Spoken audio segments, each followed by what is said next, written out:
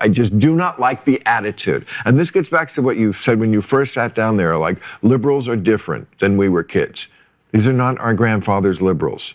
You know, I think liberals are still liberals, but for whatever reason, woke became the word. I know it's not always blah, blah, blah, but that's the word people use now for left gone too far. And left just changed their attitude. In a lot of ways, they're the opposite of liberals. I mean, liberalism was about, let's have a colorblind society. That's not where they're at. They're at, let's notice race always first and fundamentally as the most important thing. That's not a good attitude. It's not even appropriate to today, I don't think. And it doesn't make things better. It's divisive. It's divisive.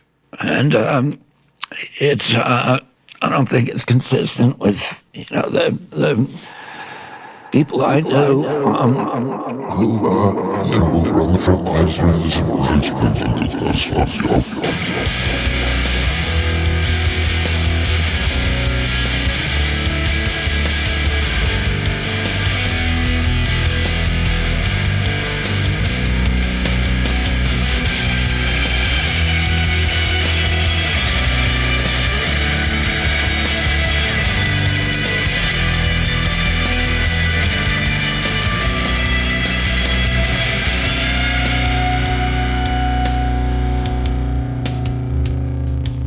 Welcome back to Posting Through It. Thanks for joining us another week and joining us for another installment in our Who the Hell series. I'm Jared Holt. And I'm Mike Hayden. And I'm Will Weldon. This episode's all about Bill Maher. Few self-described liberals draw more anger from the left, from progressive, even from other self-described liberals than Bill Maher does. If you've been on the political corners of social media in recent years, you've probably seen people getting mad at Bill, circulating clips of him doing embarrassing things on his show. Bill has a very dry delivery. Sometimes he tells jokes, sometimes he just states his opinion, but it's safe to say Bill really pisses people off. The flip side of this is that if you search through MAGA social media, you will periodically see Trump lovers sharing Bill Maher clips as a way of boosting their own argument. Like, see, even Bill Maher can see the truth about this. Even Bill Maher knows. MAGA often uses Bill Maher as a stock liberal who can see the truth about his own side. Bill has had a very successful, lucrative, and long media career, and his current show, called Real Time, is on HBO. That's lasted a quarter of a century, which is like The Simpsons in TV years. I mean, few shows have gone on that long. Today, Real Time brings in 500,000 viewers on HBO, including my dad. And that crosses over to like 1 million plus if it gets reruns on CNN, which is, aspires to be the standard bearer of good old centrism in this country, if this country has any center left to speak of. As you're going to learn today, Bill has built a centrist brand by describing himself as a liberal and being anti-Trump while also punching left and, more importantly, punching down. Punching down is Maher's favorite mode of attack as a comedian and as a pundit. When Maher punches down, he tends to chase safer targets like Muslims and trans people. He also really likes to target idealistic young activists like the kinds you'd find on college campuses. Bill's really interesting because he is, has been treated by all these corporate media conglomerates as the face of centrism. And because of that, he has a huge influence on the way that media beyond his show talks about politics. So today, we're going to try to figure out who the hell is Bill Maher? And with us to talk about this is comedian Will Weldon. I just want to say, off script, I love Will. I love Will's work. I was really excited to reach out to him for this, and I'm so happy he said yes, and he's willing to sit down for what is probably going to be like 5 hours of talking about Bill Maher with us. In addition to his excellent work as a stand-up comic, Will hosts a very useful and very funny. I put useful because it's, I can get everything I need to know about Bill Maher from Will's show called I Hate Bill Maher. It's the I Hate Bill Maher podcast. We will put links to his work in the show notes. Now, just briefly, here's my reason for wanting to do a show about Bill Maher. Who the hell is Bill Maher? Because I sort of had to convince Jared. And it really came down to like after October 7th, I think I was really emotional. I mean, I've talked about on the show, people in my family, I have people who are Palestinian, things like that. I have a lot of very close Jewish friends and things like that. And there was a Facebook argument I had with somebody. This is a person I knew from childhood. I wasn't really close to them. And I was pleading with them to acknowledge the number of children that had been killed in Gaza. They kind of they did that thing that people do on social where they cut off the conversation and then they kind of posted separately a link to something, right? Where they're clearly talking to me, but not talking to me. And it was dude, a link. You got subtweeted. Yeah, I got subtweeted by somebody I went to elementary school with. And it was a link to Bill Maher talking about Gaza. I just blocked him on Facebook. It's like a real primal moment. And since then, I don't know, there's just something about is it really, that's who you're just going to trot out? So I just since then, I've just been wanting to go deeper on the show on this guy. And what made you want to do it? Well, I got to say, I fucking hate Bill Maher. That's it. I don't like anything about him. I think he's a fraud. While his shows may have been interesting at various points and maybe even had some value, I think he, as a host, especially with Real Time, has literally never been good at what he does. And I resent the fact that as my brain screams out for some sort of order and for things to make sense in a disorganized universe, he is, to me, just the prime example of how nothing makes any sense.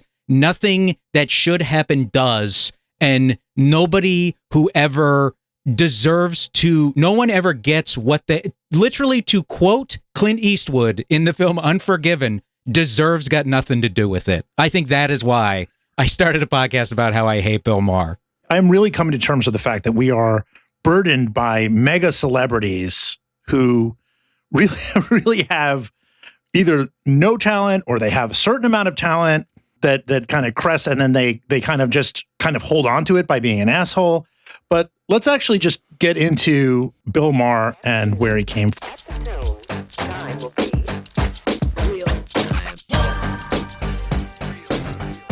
He's born in 1956 in New York City. And he is a boomer. I looked this up to make sure because 1956, I wasn't sure. Is he some sort of cusp of Gen X or something? No, he's a flat out boomer, but he's a young boomer, and he is a young boomer relative to say Donald Trump, but technically he is a boomer. So Bill grew up in Rivervale, New Jersey. Rivervale is wealthy. It's predominantly white. Will, what was his family like? So he was raised Catholic, and his dad is an Irishman. But he essentially stopped really being Catholic when he was 13 because his dad had issues with, I think, either abortion or birth control with the church and ended up storming out, and they didn't go back. And then in his late teens, he learned that he's Jewish on his mother's side. And it's an odd part of his identity because he has talked about it, and he has talked about how he feels pride towards his dad because he imagines people weren't thrilled about his dad marrying a Jewish woman, but he also is weirdly evasive when people directly say, well, you're Jewish. He will sort of obfuscate and be like, well, because I think he thinks maybe it's a religion. I don't know. I'm only here to psychoanalyze the non-racial parts of his identity, I think. Well, we're going to get into some of that later, but I think it's interesting that he finds out he's Jewish at 19. He later, or I guess fairly early, decides he's an atheist, but he also kind of is a Zionist as well, which is a kind of a weird combination. I don't know if he would call himself that, but he calls himself a staunch supporter of Israel, which to me sounds like a Zionist. So he was not popular as a kid. He mentions frequently that he was bullied via ostracization, they wouldn't pick his song for a Pledge of Allegiance. I don't understand. Is that you put that in there, Will? So I don't know. It's just that he'd be like, you know how you pick a song for the you sing a song for the Pledge of Allegiance, and they would never ever pick mine. And I've asked what does that mean? I've asked people, what does that mean? And all of them are like, I couldn't tell you what that means. That's a joke, Jared. It's a joke of some kind. He's listed at some places as 5'6", 5'7", 5'8". So not exactly the most imposing guy in the world. He worked as a stock boy for the A&P supermarket, according to things he said on podcasts. He claimed to be very shy with girls and that he struggled to connect. That's like a big thing he's been talking about lately, as Will told us before we went on this podcast. And here he is on a recent podcast with Barbara Eden, talking about how he's an incel. Like one of the problems we have today, and the sexes are just moving in opposite directions in every possible way. I mean, there's just a lot of hate for the other. There's incels. Oh, yeah. Those are guys, who that is, involuntarily celibate. They're guys who can't get laid, which, no shame. I used to be an incel. We didn't have a name for it. Yeah. I didn't want to advertise that I can't get laid. Yeah. I didn't want to join a club with other fucking losers who can't get laid. It was like, you can't get laid. Well, do something about it. I masturbated and plotted how I could get better. Okay. And they don't do that today. They just hate on them. They blame the women. It's like a 94-year-old woman he's talking to there. Yeah.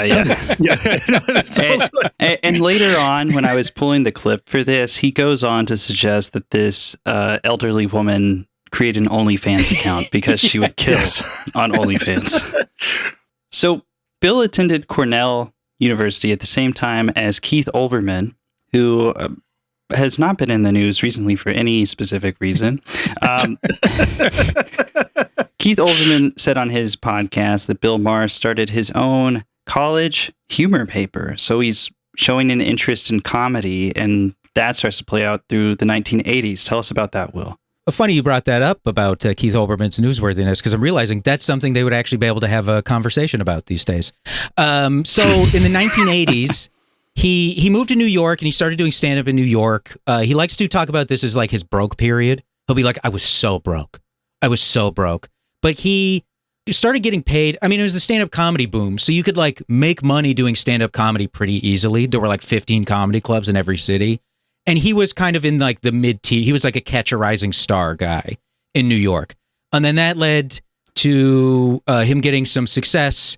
And he moved out to Los Angeles, where he was getting some TV spots. Also, his mentor was Richard. He said his mentor is Richard Belzer, and his hero is George Carlin. And actually, when they've been on real time, you can like see the differences in those two dynamics play out in the way he looks up to both of them a lot. In my opinion, Carlin would hate this stuff that he does. What do you think? I mean, I don't know. You said he's been on Bill's show. What? I mean, how does that go? Are they friendly or? Yes. I mean, look, if somebody is like, please, I'm begging you, come do my show. You're the best. And you get there and they're like, oh, this next guy, oh my God, he's the greatest guy to ever do it. And I'd love to be as good as him, but I never will be. It's Jared Holt. Jared, you'd have a little bit of fondness for that guy. I probably wouldn't be an asshole. And it's like, Carlin, it's like, there weren't a lot of guys who were transgress. There weren't a lot of guys on TV being like, oh, the man in the sky is going to grant you wishes. So all those guys got along at least a little bit.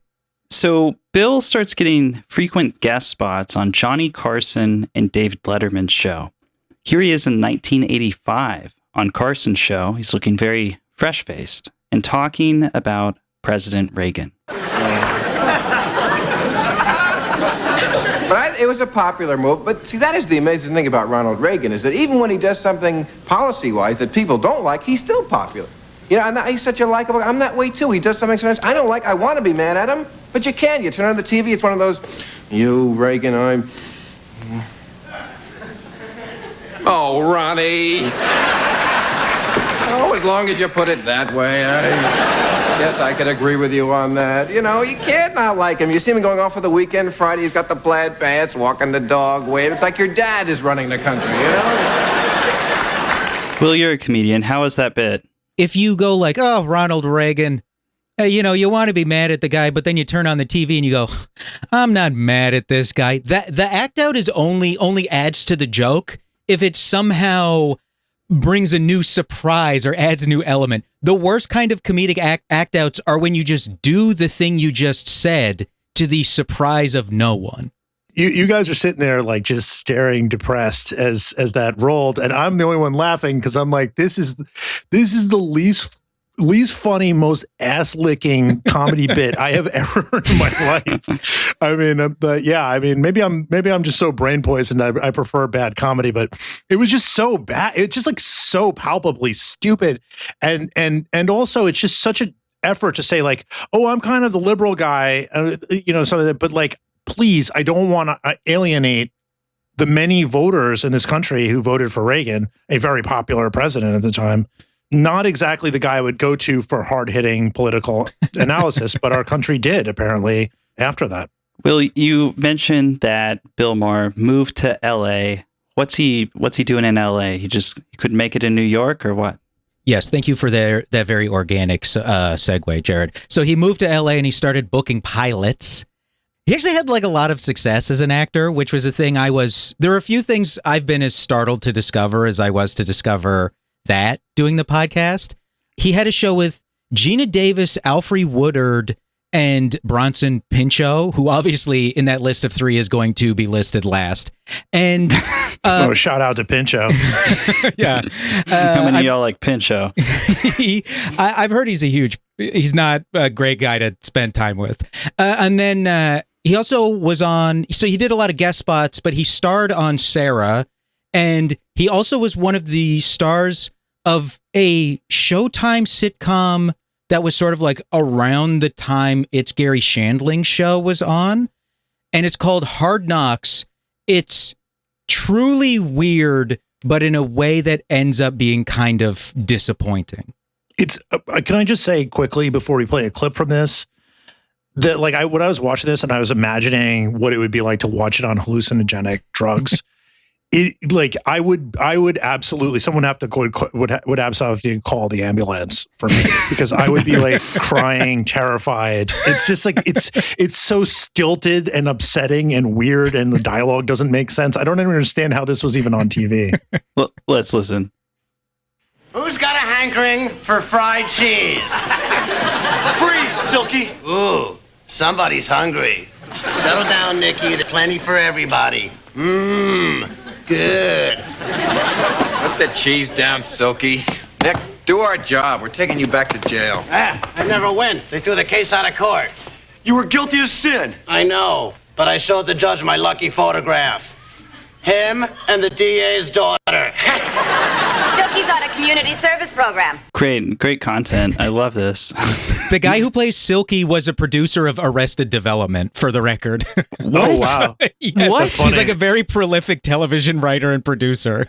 But my thing is like, what like when I say stilted, like that was obviously stilted, and also the other thing is, it's just like where were the jokes? It was like what's going on? Wait a second. I know I hate Bill Maher, but even I can see the humor in a guy who talks like this. What's funnier than a guy who talks like that and his name's Silky, and you can't see it, but he's very tall on the show. That's actually a clip from the best episode of Hard Knocks because it's the weirdest episode, and then they get progressively less weird and like way, way, way worse. I'm casting you as that guy in my Hard Knocks reboot. So he was in movies too? He was in, DC Cab is sort of the normal movie he was in, but he also starred in two movies that were both written and directed by the original credited screenwriter of Pretty Woman. And they were called Cannibal Women in the Avocado Jungle of Death and Pizza Man. We've got a clip from Pizza Man here. I want to know how the pizza fits in.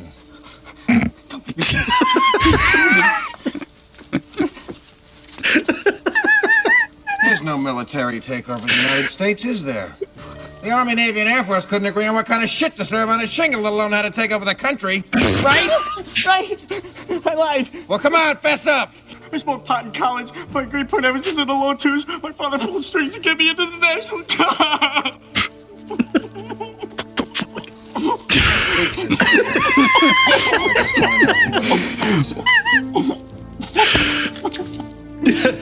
Oh shit, I'm sorry. It was. That's enough, Elmo. It was me. I ordered the pizza. Okay, I'm just gonna stop the clip here. Oh, you didn't get who ordered the pizza? Isn't it Mayor Tom Bradley? No, it's Donald Trump ordered the pizza. Right. He's shaking down this military guy, being like, "Who ordered the fucking pizza? I need my $15.23." And then Donald Trump is like, "I ordered the pizza." Right. Yeah, and you might have heard him go, "That's enough, Elmo." That's because Bill Maher's character's name is Elmo Bunt. And it's like, so the thing is, it is a comedy. It's like a satire. It's working for me. It's like, it wears out its welcome pretty quick because the scenes are interminably long. And I think in modern movies, they cut way too much. It's like, let the actors act. Give the actors like 10 seconds of a sing. This you will beg for them to cut. It is, you're like, oh, I'm sorry, it is still an establishing wide. What's going on? Nobody's moved. There's no business, no stage direction. They call that Elmo Bunt maxing. No, dude, it's funny you said that because when I was pulling the clip, I have to like watch it while the audio is recording, and all I could think was just like, get the fuck on with it. Like, what's the? Yeah, he's been interrogating this guy for like a minute and a half right now. He walks in on Geraldine Ferraro and I think Ronald Reagan in bed together.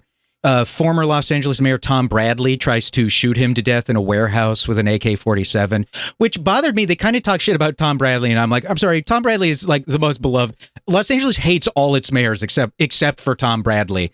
And also Michael Dukakis gives him a ride to his house. And I really want to emphasize, you could listen to what I just said and then play clips of every single one of the people doing the impressions of those characters. You would not be able to identify a single one of them. They are the worst impressions you've ever heard in your entire life. The movie is fascinating, but gets like really dull really quickly. He also has an extended dance sequence in it. And the one thing I will give him credit for is it does seem like he is able to do a backhand spring when he's like 30. In 1992, he kind of makes his transition into a fully politically, coded career, I think is safe to say, because he's on Comedy Central's Indecision 92. And for people who don't know exactly what that was, it was sort of an early forerunner for like the kind of Jon Stewart comedy that would come in the next decade. And it featured Al Franken, Chris Rock was involved, Ariana Huffington, who I believe Will was like a regular guest of Bill's for many years. After that, he fakes a proposal to her on the very last episode of Politically Incorrect. Okay, yeah, exactly. So yeah, that's how close they are. So yeah, I mean, like one example of one of the stunts that they did was that Al Franken went down in the press pool and kind of did a live comedic run while George H.W. Bush was talking. And people found that really funny at the time. And it really gave birth to this sort of political comedy entertainment landscape that continues on today. And that launched Politically Incorrect. What was Politically Incorrect? Because this is like his huge break, right? It's his show. It's his baby. He talks about how he'd be like, this was the show I always imagined. It's me and just, when I just be sitting around talking to my friends, I was like, this should be a show. A thing every single comedian has said at some point in their careers, like hanging out with the other comics, like, oh, this should be a show. But it's him, 4 panelists, and the intro, there are a few different intros over the years.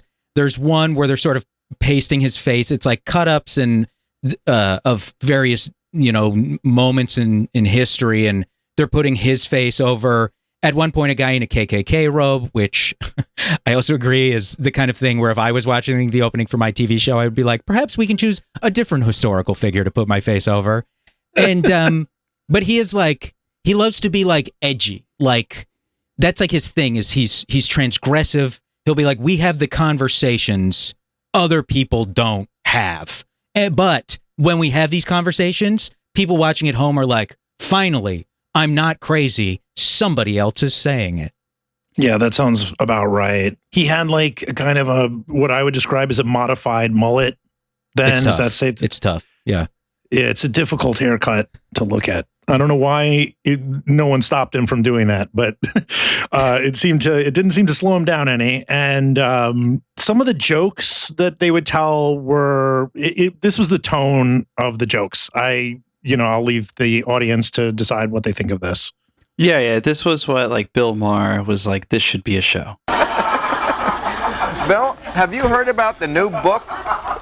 The new book that's been put out for prospective illegal aliens? No. It's called 1,000 Games and Puzzles to Do in the Trunk of a Car. So I can explain what that is. So for the first season of the show, it ended with a segment he called Cleaning Out My Notebook, where he would sit with another comic who was a friend of his, Bill something, and they would just literally just sit there and read out of the notebooks they wrote new jokes in. This is like this is the kind of thing that I would propose to Jared to do on the show. And then he'd be like, no, man, like, we're not doing that. Yeah. But if these guys are on HBO, they're like, yeah, I'll just read the dumb shit that's in my notebook. Yeah, no, I would veto that immediately. Oh, yeah, this is at least Comedy Central pre-South Park. So, like, anybody listening to this is, like, doubling the number of people who have heard this segment on the show before. Like, it had really low numbers while on Comedy Central, but I think they were good for Comedy Central because nobody watched it. It went to a network that a lot of people watched, which was ABC, which, looking back on it, I think that just kind of tells you a bit about where the country was at, that this was like major network television, this kind of thing. And it was very successful there. Will, do you have any theories on why it was so successful? I mean, it's kind of crazy to think about jokes like that getting put in front of, the unwashed masses of TV viewers who, these days just want to see the Masked Singer and who's under the mask singing a pop song. It's like that sort of demographic is now getting Bill Maher blasted to their living room.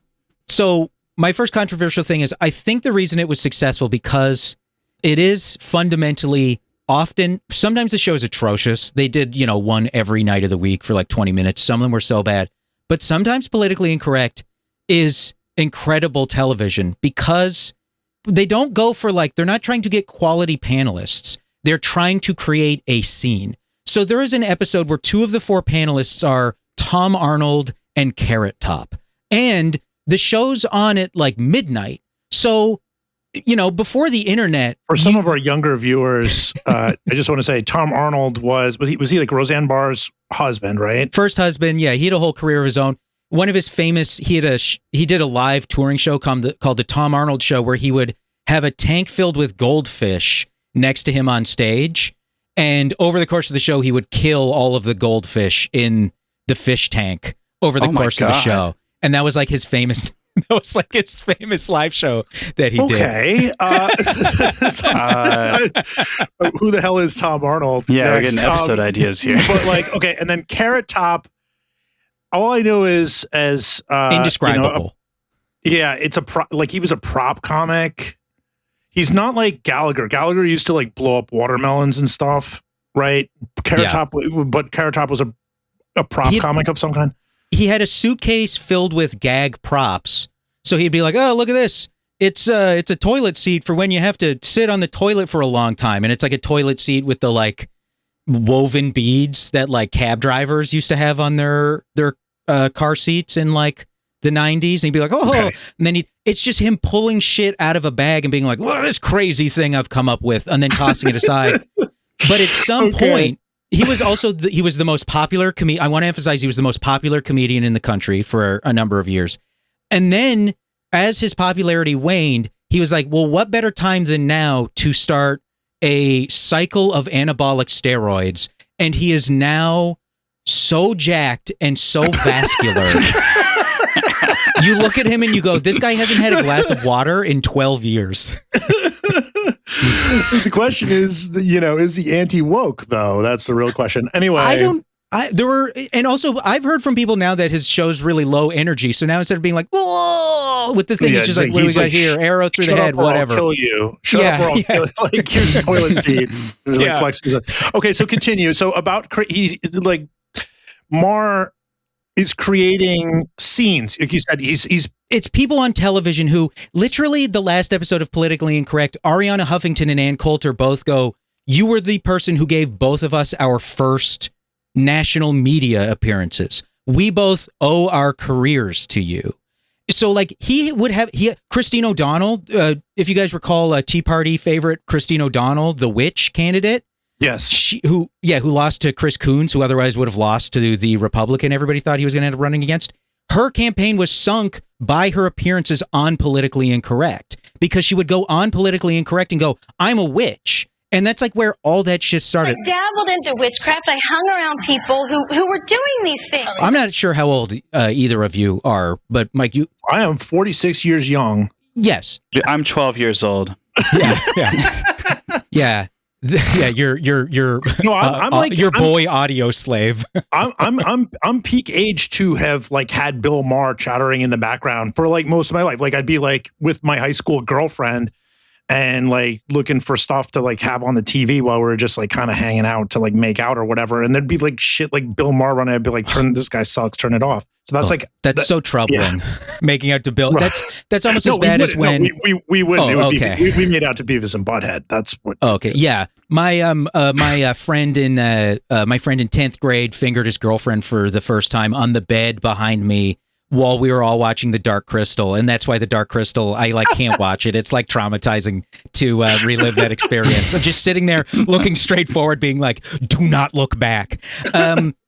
It's like in the 90s, nobody was going on television and being like, "I don't believe in God," and Bill Maher was always like, "I smoke weed. I'm a hedonist. I don't believe in God," and all of those things genuinely were like very edgy and transgressive at the time. So it's like, and it's on at midnight. And it's cheap. It's just some people sitting around a table. So it's like, if it develops any kind of following at all, you can charge more for ads than if you're just running reruns nobody cares about at midnight. So you can make more money off of it, and it's incredibly cheap to produce. So it's like, it got media attention. It was controversial. It was talked about. They could get advertisers. They could also lose advertisers. This has happened frequently. But it's like, it was a very old network television model of success, where it's like, this isn't prime time. We don't need a big hit. We just need something that enough people will talk about. It's worth keeping on the air. And he always was until he was very much not for them. I'm going to cue up the next audio, which is from this show. I just want to just posit one thought about it, which is, yes, I think more of the idea is that it seemed edgy and transgressive at the time in the 90s. But when you look at the 90s as a whole, there was a lot of people doing that sort of thing and succeeding at the same time. And the whole body of it feels like a lot of like, it doesn't like culturally, it was a very easy place to be an atheist, for instance. I think publicly in the 90s, it became one. Maybe it wasn't in the 80s, but I feel like in the 90s, it became a little bit easier. So it may have felt more transgressive than it actually was. And I just think about that in terms of Bill Maher and how safe he seemed talking about Reagan versus where he was a decade later. I don't know if you disagree with that. Well, where did you grow up? Queens, Long Island. Oh, okay. Yeah, I grew up in Arkansas, and even like, I'm younger than Mike, but even in my life growing up, when I was thinking like I'm agnostic or atheist is even too strong. I'm just like not. I don't feel connected to religion in my life. It just doesn't draw me. Even growing up in Arkansas, like in the 2000s, that felt like I had to be careful who I told. That's fair. Yeah, that's a little bit of my bias there. People look at you different. So. Yeah, I grew up. It's different in Canada. The Catholic school system is a part of the public system there because of it's like a deal they had made with the French Canadians. But like, it was like crazy to me the first time I confronted the idea of like not believing in God. it was like so scary to me, and I was afraid people would find out. So I think it also was like, I'll also say like, yeah, your point stands that like nobody cool watched this show and was like, holy shit, man, this is crazy. It's like if you were a loser, you were a loser, this shit could rock. And also he would have like Boots Riley was on there in the 90s going, I'm a communist, to like the jeers and boos of the audience and other panelists. There would just be like people on there who refused to back down. And to the show's credit, they would book them. Like they would book people like that because they weren't like, we need a good high-minded conversation. They were just like, we just want people on to be honest, and like we'll deal with that. It's like the meme, whatever, this shit must go really hard if you're stupid. Anyway, well, Maher got in trouble. One of the first times he got like in pretty big trouble on that show. You mentioned before his desire to be edgy and be perceived as edgy. And he got in trouble for saying there was functionally no difference between children with mental disabilities and dogs. Do you want to play the clip? Yeah, I'll just give listeners a heads up. He does not describe them as children with mental disabilities here, but we're gonna play the clip just so it's there. But I've often said that if I have 2 dogs. If I had 2 retarded children, I'd be a hero. And yet the dogs, which are pretty much the same thing, what? They're sweet, they're loving, they're kind, but they don't mentally advance at all. I'm going to throw my shoe at you for that one. Oh. What? Dogs are like retarded children. The show is living up to its name. The show is really living up to its name. You know what? My 9-year-old nephew is retarded. I've never thought of him like a little dog. Also, just kind of where things were culturally, that is, we're also using that word in the defense here. I know, that's right. Yes, that's a good point. I mean, my favorite part of that clip, and yes, I have a favorite part, is when it's very like obvious that the audience is turning on him, where they just had enough clearly, and they're like, I just love it because you can just feel it in the room. Yeah, because he says it and the audience laughs like it's a punchline. They're like, oh my God, I can't believe he said that. And then he doubles down, and the second reaction after he says it again is like, actually, Bill, I'm not sure. Yeah, it's good. It's good when somebody is like, says something and you're like, ho, he said it again. And they're like, no, I am deadly serious right now. And you're like, uh-oh, we got to get out of here. Yeah.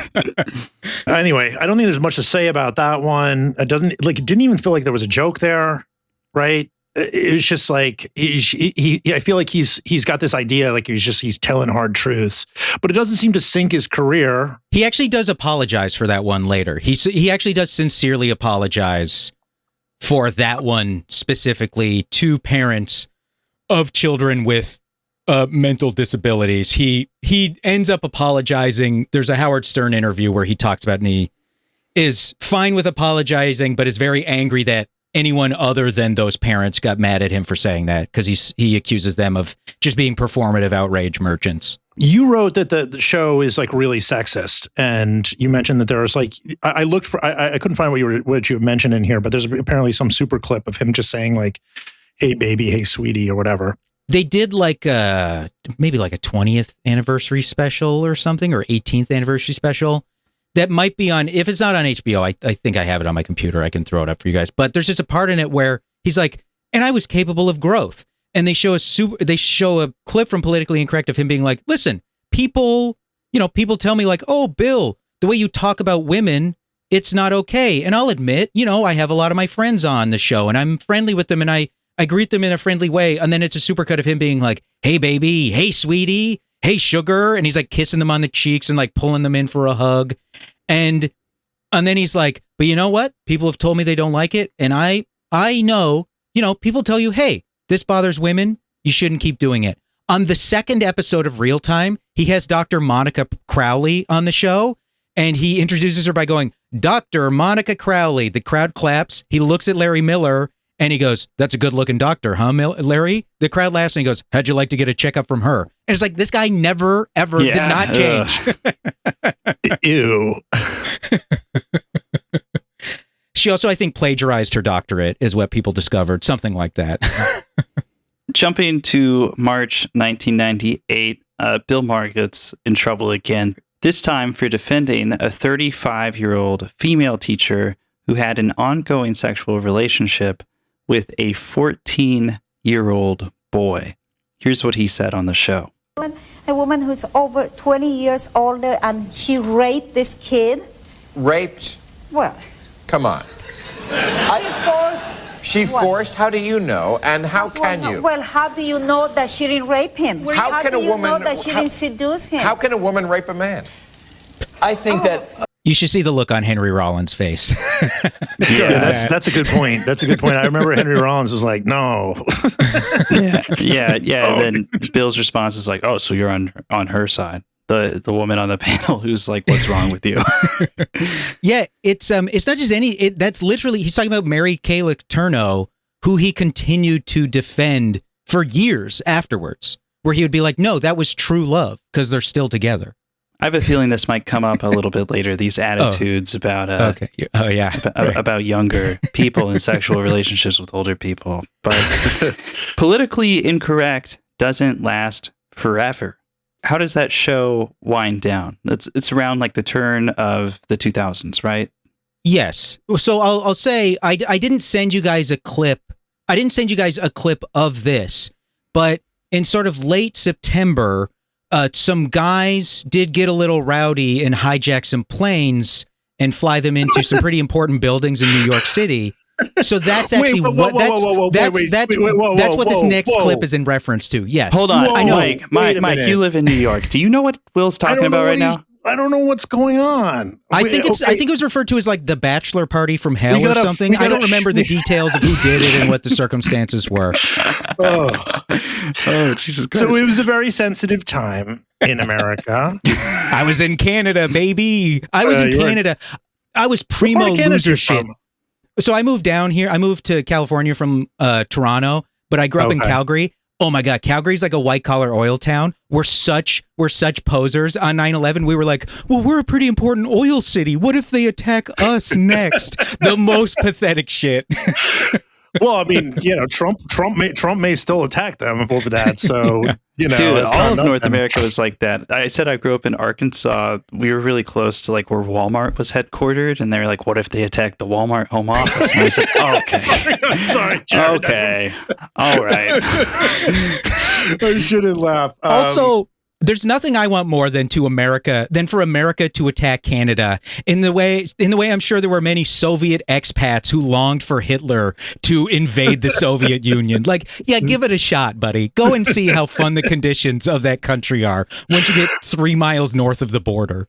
Yeah. Well, so basically he says something that, like, I don't know how you guys feel about this comment, but I just feel like it's not that bad compared to like some of the other things he's gotten in trouble for. Essentially what he says is they're basically talking about how should we talk about these terrorists that pulled off this horrific attack, on the World Trade Center. And Bill says you shouldn't call them cowards. We have been the cowards, lobbing cruise missiles from 2,000 miles away. Absolutely. That's cowardly. That is a Staying in the airplane when it hits the building. Say what you want about it, not coward. Who was his guest on that one, Mike? It's of course a panel, so there's more than one person. But the one that stood out to me while he was saying that was Dinesh D'Souza, the right-wing conspiracy theorist and crank who, you would think should not have a platform necessarily on any kind of sensible political show, but there he was. And I think he agrees with Bill Maher as well on the episode. I'm pretty sure Dinesh D'Souza is like, yeah, no, we shouldn't. Because I think it's in the process of being like, yes, we should have taken these guys more seriously under the presidency of that disgusting moron pervert Bill Clinton. But I still think he is like, yeah, that's true. This is like the one, a lot of people point this out as like, it was the one good thing he said. He got fired for it, and then he never said anything good again. I don't know if it qualifies necessarily as good, but I mean, it's like, it's a very, but it seems like very defensible to me, where you're saying, it takes a lot of guts. It's like saying that, like, you know, Sean Combs was like a, you know, tenacious business executive. Like, it's true, and he's also he's also many other things. But like, I mean, you should be able to isolate and say that, like, yeah, these psychopathic killers, you know, went through with their sadistic plan. But it was right in the aftermath of that. The next episode comes of this, and got another guest to name drop on here, who his token right-wing guy is actually Dennis Prager, a younger Dennis Prager, whose health has declined in recent years, but is responsible for a lot of really dumb Prager University tutorials for children and other things. Not the best guy, but so he has him on, and then he says he does a kind of a slick marketing thing. I don't know if you agree with this, Will, but I thought it was like a self-branding thing where he's just like, if it'll make the country whole, then get rid of me.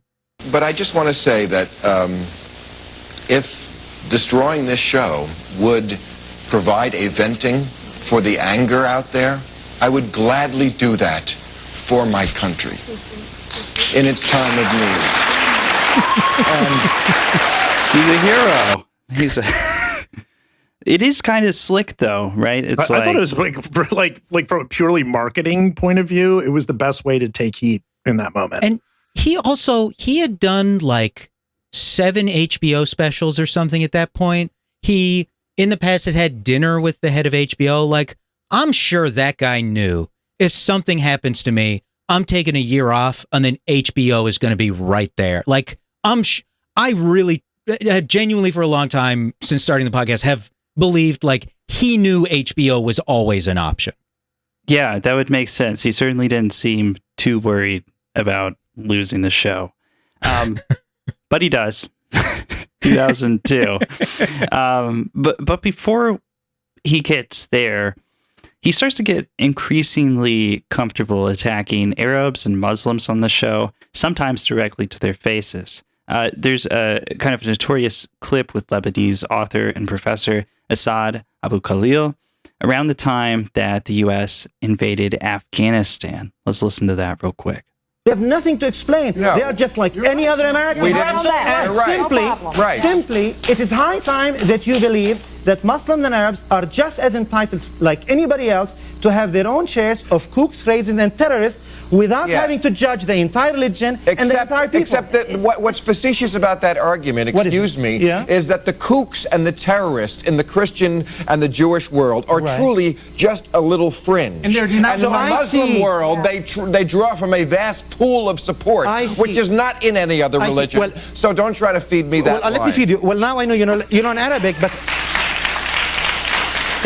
I just realized not only do you know Arabic, but your math is not great. So you think that 19 Muslim Arabs who were behind the September bombing speak for 1,200 million people in the world? But I've had how do you say, on what basis, that there is I've had many Muslims here who say, you know, at most it's 20%. And I go, well, okay, that's 200 million people. I teach the Middle East. It is nowhere around that. You teach in America. Most Muslims, and I go to the Middle East and I lecture. A lot of stuff like this.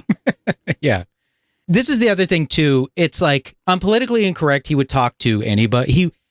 He is more racist towards Muslims, Arabs, but Politically Incorrect, the show is ended. And it's kind of the end of the era where he is willing to just be openly rude to his guests willy-nilly. Willy-nilly. Oh my God, I've never said willy-nilly in my entire life. That's in the script. For anybody who's listening to this, I read it in a script. That's why I said that. Yeah, Mike I would never say that of my own accord. Mike put it in the script. Yeah, Mike's corny. Everybody make fun of Mike. All right. The show gets the show dies like a slow death because all the advertisers pull out because he does genuinely lose a lot of audience. So ABC is like, the show will end at the end of the season, and he goes on Larry King Live, and he actually is quite gracious about it, all things considered. And then he complains about the feminization of America in reference to news orgs kind of respecting Daniel Pearl's widow, or I can't. No, it's Daniel Pearl's mother. So yeah, so he was the Wall Street Journal journalist, and he was beheaded. And his death was put into a lot of propaganda films, which became a real technique of Islamic terrorists in the Middle East. They would, behead people and then turn that content into propaganda and, circulate it around to, strike fear in the heart of Westerners, as well as try to bring people to their side locally. And yeah, she didn't want it out. And he basically said that this was making people soft. Yeah, it's like he's like, oh, what are we, a bunch of chicks now? We won't even put a snuff film on the news. Oh, I didn't know we were a bunch of fucking chicks, man. We won't watch a guy get his head cut off on the news. Like, right. just by the way, you can't see this on the podcast, but he does a nice little head move that feels very Bill Maher when he does it. Now he likes to slump back and get the hand in front of.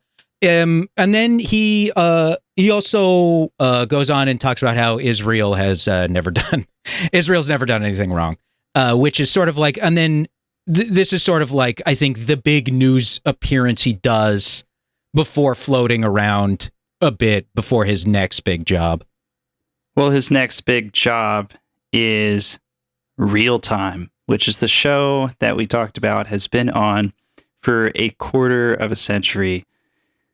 The culture pretty much reabsorbs Bill Maher almost immediately. February 21st, 2003, he is back on air. The first episode, he has Ann Coulter on, who becomes a regular on the show. And they often just kind of bicker and like take jabs at each other. But she's on a lot. What they were. What were his essays? They were in the 600s. They were twice. They absolutely were. They were that gets you into Yale? That's such bullshit. They were about what Gore's were. They were twice what Bill Bradley's were. No, yes, they were. You just make shit up. You do. You just make shit up. I'm sorry. I love to see Queen Anne just defending George W. Bush, by the way. Like his Queen SAT Anne. scores. Yeah, pathetic. But she's on a lot. Will, you said earlier that, didn't Anne say something to the effect of like, you were my first big show that I did, right? Yeah, Politically Incorrect. The last episode of Politically Incorrect, she and Ariana Huffington are like, this. You gave us our first national TV shots on this show. Like, we owe you our careers. And it's like, look, I'm not wild about either of those figures, but one of them I am extremely not wild about. Yeah, Mike, you have some thoughts about Ann Coulter. What did she do with this career after Bill Maher launched it? I'm going to get like the average listener of posting through it is left of center. I don't know who like might be right if they're just kind of, interested. They like our analysis, even if they don't agree. But people may not fully know the whole deal with Ann Coulter. A lot of people know Ann Coulter as just being like, oh, I hate Ann Coulter. And particularly people who are of people who are like my age. That's like all they know. I hate Ann Coulter. She's just so nasty and she's always saying a nasty thing. And that's kind of the way she is, just like a cartoon white woman who seems nasty and that's it. But the reality is that Coulter has contributed like scores of pieces to VDare, which is, one of the most influential white nationalist publications to ever exist. She is close friends with Peter Brimlow. She worked with Peter Thiel, in an attempt to get Chris Kobach into Senate. Thank God that didn't work. Chris Kobach being like so extreme that even voters in Kansas ruled him out of a primary. He was talking about doing drone strikes in Mexico as part of his thing. Of course, Pete Hegseth is like probably like an inch away from actually doing that, but that's a different story. And I just think it's important to highlight that Ann Coulter became a celebrity that everybody knew and everybody's like, oh, I hate her. But in reality, she was an extremist. And whether you want to call her a white nationalist or not, you can certainly call her racist, which I think many people did as she was coming up.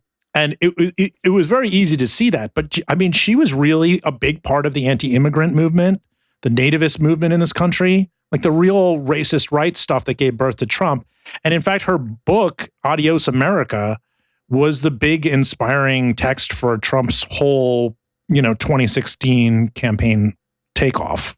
She's on Bill Maher's show a lot. The most featured guest, the most frequent guest, is Andrew Sullivan, which is a name I haven't heard in forever. I feel like the world got too weird and like moved on from his, just having a reasonable think about this. Oh, maybe Charles Murray makes some good points in his racist books. Who knows? I'm just wondering. I'll tell you where he's been. He's been on Real Time with Bill Maher, like at least once every single season. Yeah, he was on Club Random too. Imagine those two guys just hanging out, drinking whiskey, smoking cigars. Hell yeah, dude. The best time you've ever had. What else are they gonna do? They're not a bunch of chicks.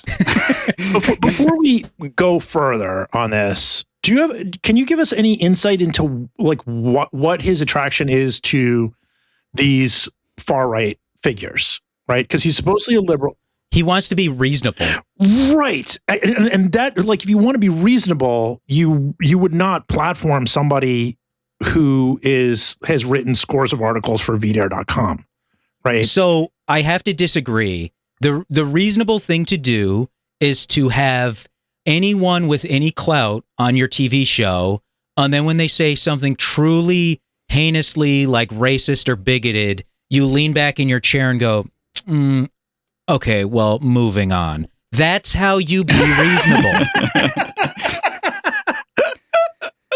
And then you go at the end, you go, see, we can get along. We can talk and be friends. We're a model for the country. And Milo Yiannopoulos goes, yeah, great being here with you, Bill.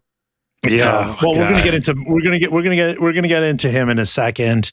Yeah. So 2003, as we said, launches Real Time with Bill Maher. Just tell us a little bit about the early days of it. He's like, as you mentioned, he's taken a year where he's kind of just laying back in the cut, just waiting, plotting his next move. And then he comes back with this show. Tell us a little bit about the differences. Yeah, I believe at this time, he in between, or maybe a little later, he was also hosting a very short-lived Amazon TV streaming show where he would hawk products off of Amazon with guests. Awesome. Also, I just like to say, in addition to all that, Ann Coulter also looks like the Babadook's wife. So I was going to go with Cruella de Vil.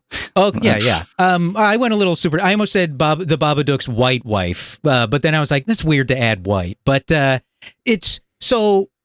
To quote another movie character I love, I have such sights to show you. Real Time launches in 2003. Yes. Yes, the listener to this podcast has opened the puzzle box, and now you will be torn asunder by hooks as you lick your lips and into the camera say, Jesus wept. And then Bill Maher will go, the man in the sky. So Real Time launches in 2003. It's actually, so the original version of the show is fairly different because... So it at the start, there's like an opening comedy sketch, a very brief opening comedy sketch. And then he comes out, he says hello. The first episode, the crowd goes crazy. Like for the first probably 2.5 seasons, the crowd gives him like a 2-minute standing ovation every episode. But for the first 10 episodes, he comes out, he's like, thanks for being here. We're going to do this, this, and this. Does the monologue. And then he goes, somebody we're going to be talking to a little later, but who's going to give us a sneak preview of tonight's like featured segment. It's Paul F. Tompkins. And then you're like, wait, what? And Paul F. Tompkins is like, thanks so much, Bill. And then he kind of previews the bit he's going to do later. And the intention is to give Bill Maher enough time to go from where he's doing the monologue over to the desk or the spot where he's going to do the interview. This rarely happens. It is always awkward. He never has enough time. He goes too slow. He often calls Paul F. Tompkins. He'll be like, give it up for Paul. Or he'll go, Paul Tompkins. Like he seems like he forgets his name. And then... Wait, I just need to interject. For people who don't know who Paul F. Tompkins is, he is a disgraceful thing to not know. I mean, he's not a disgrace. Yeah. I know his wife. Guy. She was on the show. I would never. He's one of the sort of second tier stars in Mr. Show, which is a great show if I recommend it, but not one of the ones who stormed the Capitol on January 6th. Yes. Oh, they were comedy partners. And there's I think the Daily Beast maybe has like a comedy podcast. And he was like, the host was like, would you like to talk about Jay Johnstone? And Paul Tompkins was like, I very much would not like to talk about Jay Johnstone. And the guy was like, really? And he was like, yes. And then it just went to commercial and they came back and talked about something else. But he would do like a brief, story of the week monologue. And then they would go back to the panel. New rules would be maybe a minute. He would just do 6 quick new rules. There'd be no ending monologue. And then in the first episode, he was like, the other thing I think is there isn't enough great stand-up comedy on TV anymore. So we wanted to end the show with a really funny stand-up comedian. So for the first 10 episodes, one of them ends with a music act. The other ones end with stand-up comics. They're all Largo performers, which is like an alt venue. Largo is like an alt venue. All the Mr. Show guys did Largo. That's here in Los Angeles. Except one episode, the featured stand-up comic is Earthquake, and he fucking murders. He murders so much harder than anyone else has ever murdered on Real Time, including Bill Maher. He kills so hard. But the first episode, the final guest is Sarah Silverman. She finishes her set, and he goes, Sarah Silverman, everybody. God, can you believe she kisses Jimmy Kimmel's cock with that mouth? And that's how he ends the last episode. What the fuck? Jesus. What the fuck? And they were like friends or friendly. That makes me so uncomfortable. That makes me so, like, I'm sorry. I don't like, I've heard a bunch of stuff, but like, I don't know, like, you know, I know there's a lot of anti-Arab racism in the mix here. That makes me like really uncomfortable. Like, that's fucking, imagine saying that about a woman, you know, like in front of people. That's fucking crazy. Yeah, I cut him saying that into the opening of the film Killing Them Softly, where it's like Obama's speech intercut with like incredibly discordant strings that are very upsetting. It works perfectly. And that's the moment when I was like, this podcast is moronic. I shouldn't be doing this. And then when he said that, I was like, no, I'm definitely onto something here. If this is something the guy said on the first episode of his show. But it's like, the whole thing is he is uncensored. He's like unshackled from the network TV censors. He doesn't have to worry about ads anymore. Like, he's just free. He doesn't have to worry about advertisers, no censorship. He can say what he wants. And like, he definitely takes advantage of that, like language and content wise, because he is often like disgusting, like sexually disgusting in his comedy on the show. He also has this New Rule segment, which is really smug. So we have a clip of it. This is the first New Rule segment. It's not like New Rules. And the reason why it came about is while I was off, I got ever more cranky about stupid things that people were doing, especially when it becomes a sheep-like headlong rush where lots of stupid people do the same stupid thing. For example, New Rule. No more whining about the French. At least they're standing up to the Bush administration, which is more than I can say for the Democrats. And by the way, it doesn't make me un-American to say I'd rather live in Paris than in places where cheese only comes in individually wrapped slices. Oh no, can he say that? Can he say that? I just want to say this guy's unhinged, man. I just picked that because it was the first New Rule segment, but it really does help get into sort of like his whole shtick, doesn't it? Because it's always about these stupid people. Everybody's so stupid, right? Like everybody fucking stupid except for Bill Maher. That's his contribution to culture. Truly, is there are a lot of people who I think are not particularly familiar with him. But if you were to be like, yeah, I think there's like a new rule. Someone you're talking to will go, new rule. Like that's his grand contribution to culture. So the show is really gaining influence real time during these Bush years. And I, this is my own analysis, but this is what I see. I see two things happening. Islamophobia is really, really mainstream still, right? It doesn't really go away after 9/11. It becomes just part of the culture. And then, of course, there's violence in the Middle East that gives, fodder for Islamophobes. And there's, as Jared knows very well, there's this whole network of Islamophobic organizations and pundits and things that are in the United States making a whole bunch of money off of this. So that's happening. And that helps because he's willing to say really bigoted things about Muslims. And then there's also this other thing, which is that fatigue over the Iraq war is growing. And I'd like to hear, your analysis of this. But as far as I can tell, he benefits from being right about Iraq for the most part. He starts opposing it. He says things questioning Iraq in 2002. He deserves like probably some modest amount of credit for that. While it's true that people were in favor of the Iraq war to a degree, it wasn't like Afghanistan by any means. I remember from John, people were starting to turn on Bush. Not so much that it made a difference in the 2004 election, obviously, in which Bush routed Kerry, but it was Wait, what? Oh God. Yeah.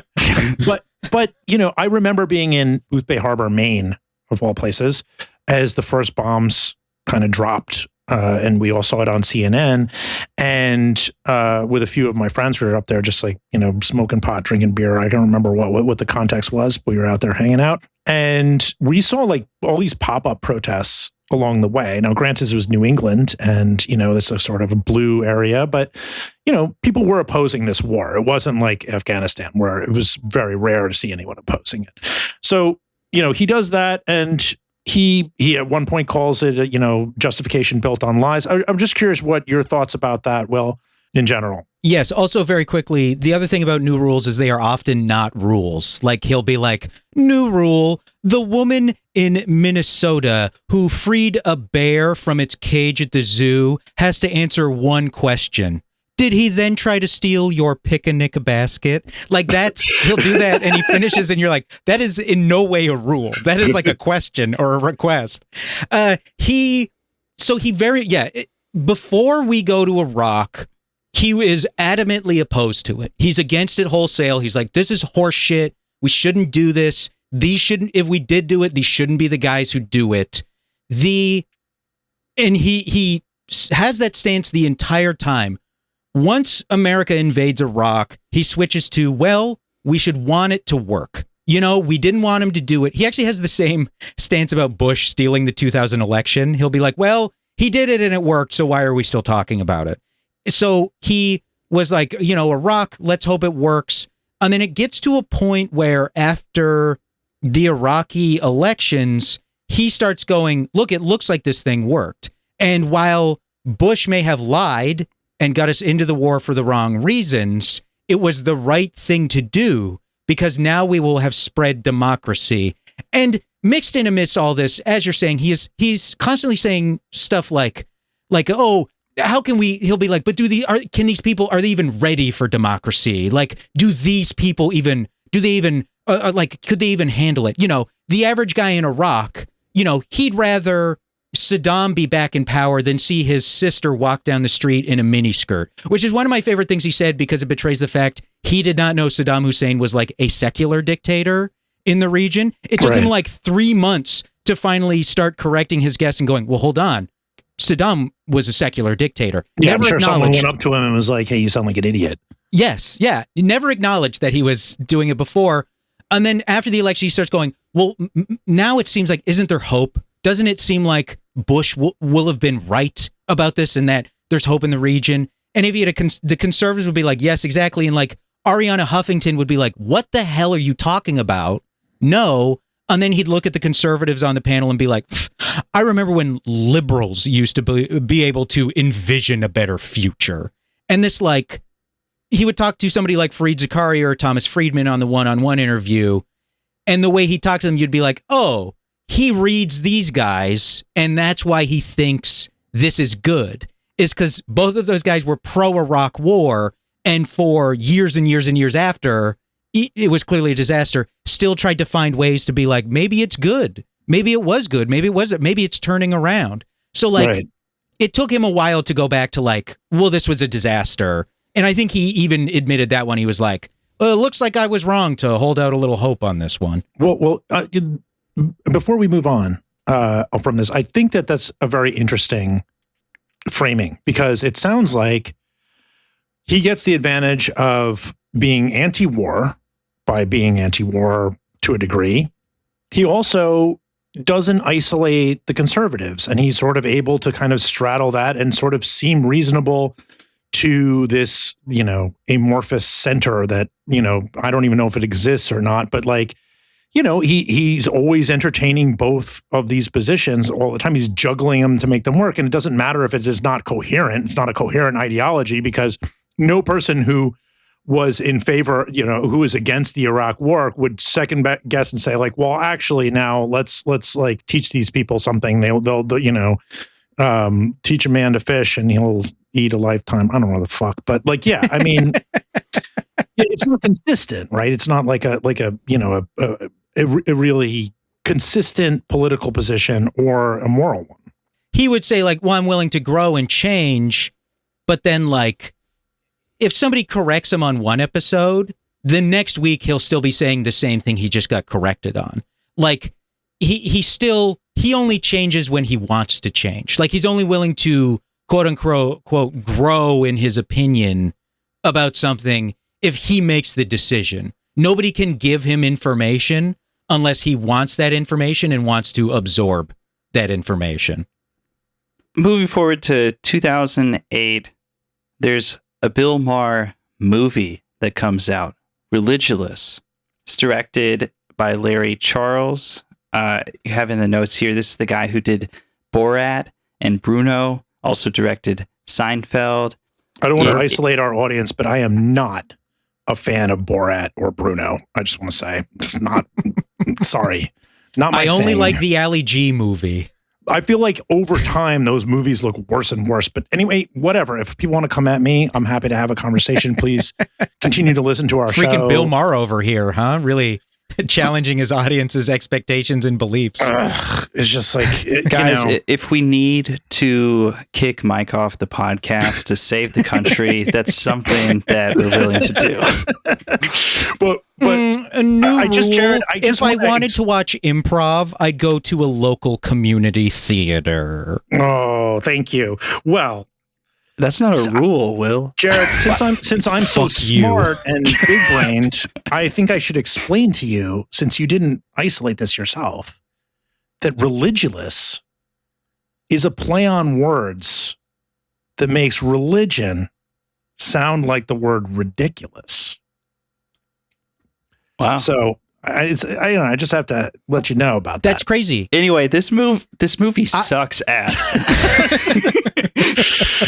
It's really fucking bad. It's one of the worst things. I put in the notes that this was a real moron test of its era, where it's like if I talked to somebody and they were like, it's like, yeah, I'm going to see Religulous. Yeah. I'm going to go see it. Actually, when they would tell that, you'd be like, "Oh, this guy's fucking dumb as shit." It is like you could see at the trailer that this was just Bill Maher like going around to make religious people seem insane, and probably, subconsciously, this is my opinion, just adding a bunch of other religions into it so he could really focus on Islam. Yes, anyway, 100%. Yeah, it was really, I just really Googled what year did Reddit launch. For no reason. It was 2005. This movie came out in 2008. This feels like a very Reddit era, but it is very like, oh wow, and like what he does in the entire thing. And I mean, Will, you want to contribute here, but he just finds like the people he can talk down to, who can he can seem smarter than. He doesn't speak to any kind of like religious scholars or anything like that. Yeah. First of all, don't tell me what to do. Second, thank you for not letting me get my joke out where I was going to say I thought Religulous was a combination of religion and homunculus. I don't know where I would have gone with that. I don't know. I'm so glad I didn't have the chance to try to riff off of that idea earlier. I saved you, man. You should be thanking me. I really appreciate. I appreciate you guys knew in that moment we got to keep going and not let this guy get in here. I could see the gears turning in your head, and I said, "We gotta move now." He talks to a rabbi and a mom, but never a homunculi, and then you just sit there in like dead silence for 5 minutes. So the movie is literally him going around to religious people, but like it's at one point he loses a debate to like some guys in a rest stop, some like truckers or something in a rest stop, where he's like, the Holy Ghost, the Father, the Son, what is this? And one of the guys is like, I always just thought of it the same way, like, he's like, how can a guy be three things? And one of the guys is like, I always just thought of it like, matter can be a solid, a gas, or a liquid. And then it cuts to Bill Maher in the car and he's like, whoa, I never thought of it that way. And it's like, you just lost to some guys on their break getting like uppers from a truck stop. It's funny, you were describing the person who was so excited to see this movie. You are describing my former mother-in-law, who I saw this former mother-in-law. With. Okay, yeah, my first wife. She was very, very kind person. I almost said worsen. So Freudian. Yeah. They were very nice. I don't think we ever fully understood each other, though. Much better relationship with my in-laws now. I'm older and more mature. Let's really buckle down and get into this, guys. Here's the thing with Deb. So the other thing is he goes way harder on, like, he's getting along with everybody in the movie, except for the Muslims. He'll be like, look, your book is calling for the deaths of people and killing. And somebody would be like, no, it's an old book. It's just stories. Like, it's how you interpret them. And then later he'll be like, well, of course they weren't going to admit in front of me that they believe in violence and they're violent people. So he'll be like, you believe in violence, right? They'll go, no, not at all. Nobody I know does. And then it cuts to him alone, like a coward, where he's like, they were lying. They would never admit in front of me, an outsider, that they believe in violence. It is one of the worst films that came out in my life. Yeah, it ends with, I'm pretty sure it ends with him giving like a really sanctimonious. Yes. Like, he's like at some like battle site or something, and he's like, no, he's in Israel. Past, he's saying this is where the Christians like expect like whatever. I don't know. And there's he's in Israel, and throughout the scene, there's a bush on fire. Yes, in the shot. Yeah, I'm gonna play a clip of that because people just, even if listeners don't want to hear it, I want to hear it again. If you belong to a political party or a social club that was tied to as much bigotry, misogyny, homophobia, violence, and sheer ignorance as religion is, you'd resign in protest. To do otherwise is to be an enabler, a mafia wife, for the true devils of extremism that draw their legitimacy from the billions of their fellow travelers. If the world does come to an end here or wherever, or if it limps into the future, decimated by the effects of a religion-inspired nuclear terrorism, let's remember what the real problem was. That we learned how to precipitate mass death before we got past the neurological disorder of wishing for it. That's it. Grow up or die. Grow up. Also, just the music too. It's like the trailer for Mad Max Fury Road. Grow up says a guy whose like entire brand is around like smoking weed, like until his like age whatever. No, there's nothing wrong with smoking weed. That's not my point. It's just sort of like, is he really gonna like come down on people for not being mature enough? Furthermore, bigotry, misogyny. Oh, okay. Thanks, Bill. Yeah. Yeah. I was like, oh, good shit. Like, we should really do something about that. Yeah. Something, Bill Maher is definitely an authority on. New rule, Bill, stop signing your tweets, huh? Yes, exactly. I do think he's mature, though, because he's a 70-year-old man who wears like Supreme t-shirts and owns a house next to his actual house that he calls his party house, and he calls the basement Club Random, and that's where he has his podcast Club Random, where he smokes weed with women in their 20s. Right. And Kid Rock. Yeah. So 2012, I think it's easy to reimagine Obama as this like hurtling comet that could never be taken down. I was in India at that time in 2012, but I remember very distinctly thinking like he could lose at one point. Like I felt like, Romney felt like he had a legitimate shot. The attacks on Obama were becoming pretty effective, and the Tea Party movement had really shifted a lot of the political weight in the country. I think it was obviously that was very influential on what would come, right? With MAGA. And in that moment, you put in a doc that he donated $1 million to Obama's reelection campaign. So there's two things here. One, wow. And two, he had $1 million to give. Well, that's a lot of money to give to Barack Obama. Oh. Yeah, and in the clip that you put in the doc, Piers Morgan is interviewing him on CNN about it. And even Piers Morgan is like, you had $1 million to give out? But here's what Bill Maher says for why he gave to Obama, and I think it's kind of illuminating. Because these Republicans scare me. If this was Europe and we had 10 parties to choose from, maybe I'd feel different. Yes, Obama has disappointed me in some ways. But after watching these Republicans debate for this last year and hearing their ideas for the country, not only do I think this is for the betterment of the nation, I would do this on a selfish level. Because if we elect a Republican and they go back to the policies that were there before Obama, I could see my money getting vaporized like it did in 2008 when I had it with Lehman Brothers. So, yeah, this is an investment for Bill.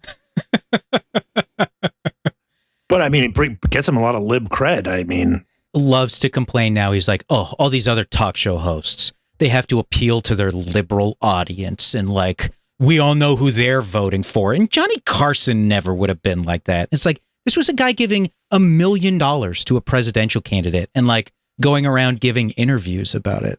It's like really kind of egregious. I mean, a comedian doesn't have to be like a journalist, right?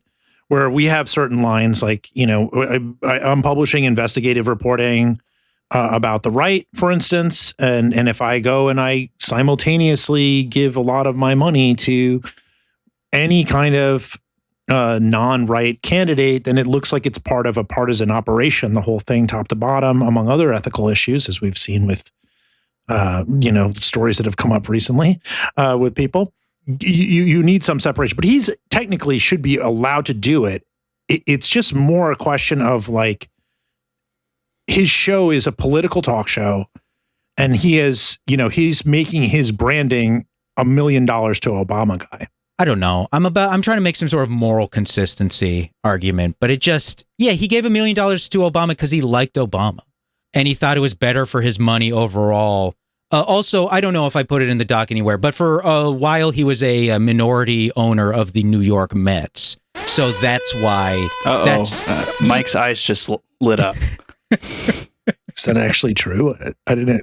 You're telling me now for the first time. That's 100% true. Damn, Mike, you root for Bill Maher's team? It must have been during the Wilpon years. Is this this is a conflict of interest of the show? Oh. God damn it, we're gonna have to scrap the whole episode. This is difficult. This is difficult for me.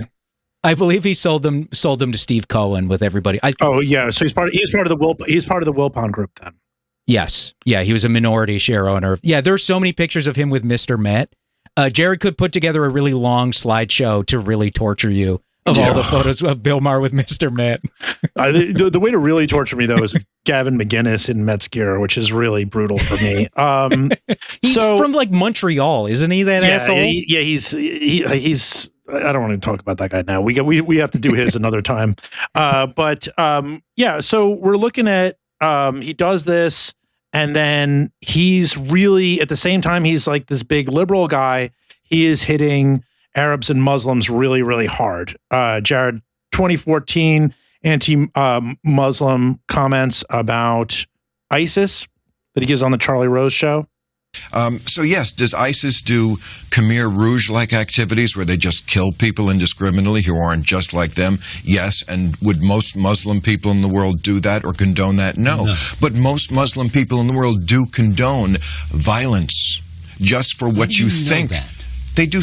First of all, they say it. They shout it from the vast majorities of Muslims. Absolutely. Say that? There's a Pew poll of Egypt done a few years ago. 82%, I think it was, said stoning is the appropriate punishment for adultery. Over 80% thought death was the appropriate punishment for leaving the Muslim religion. I'm sure you know these things. I know. Well, I do. But I don't.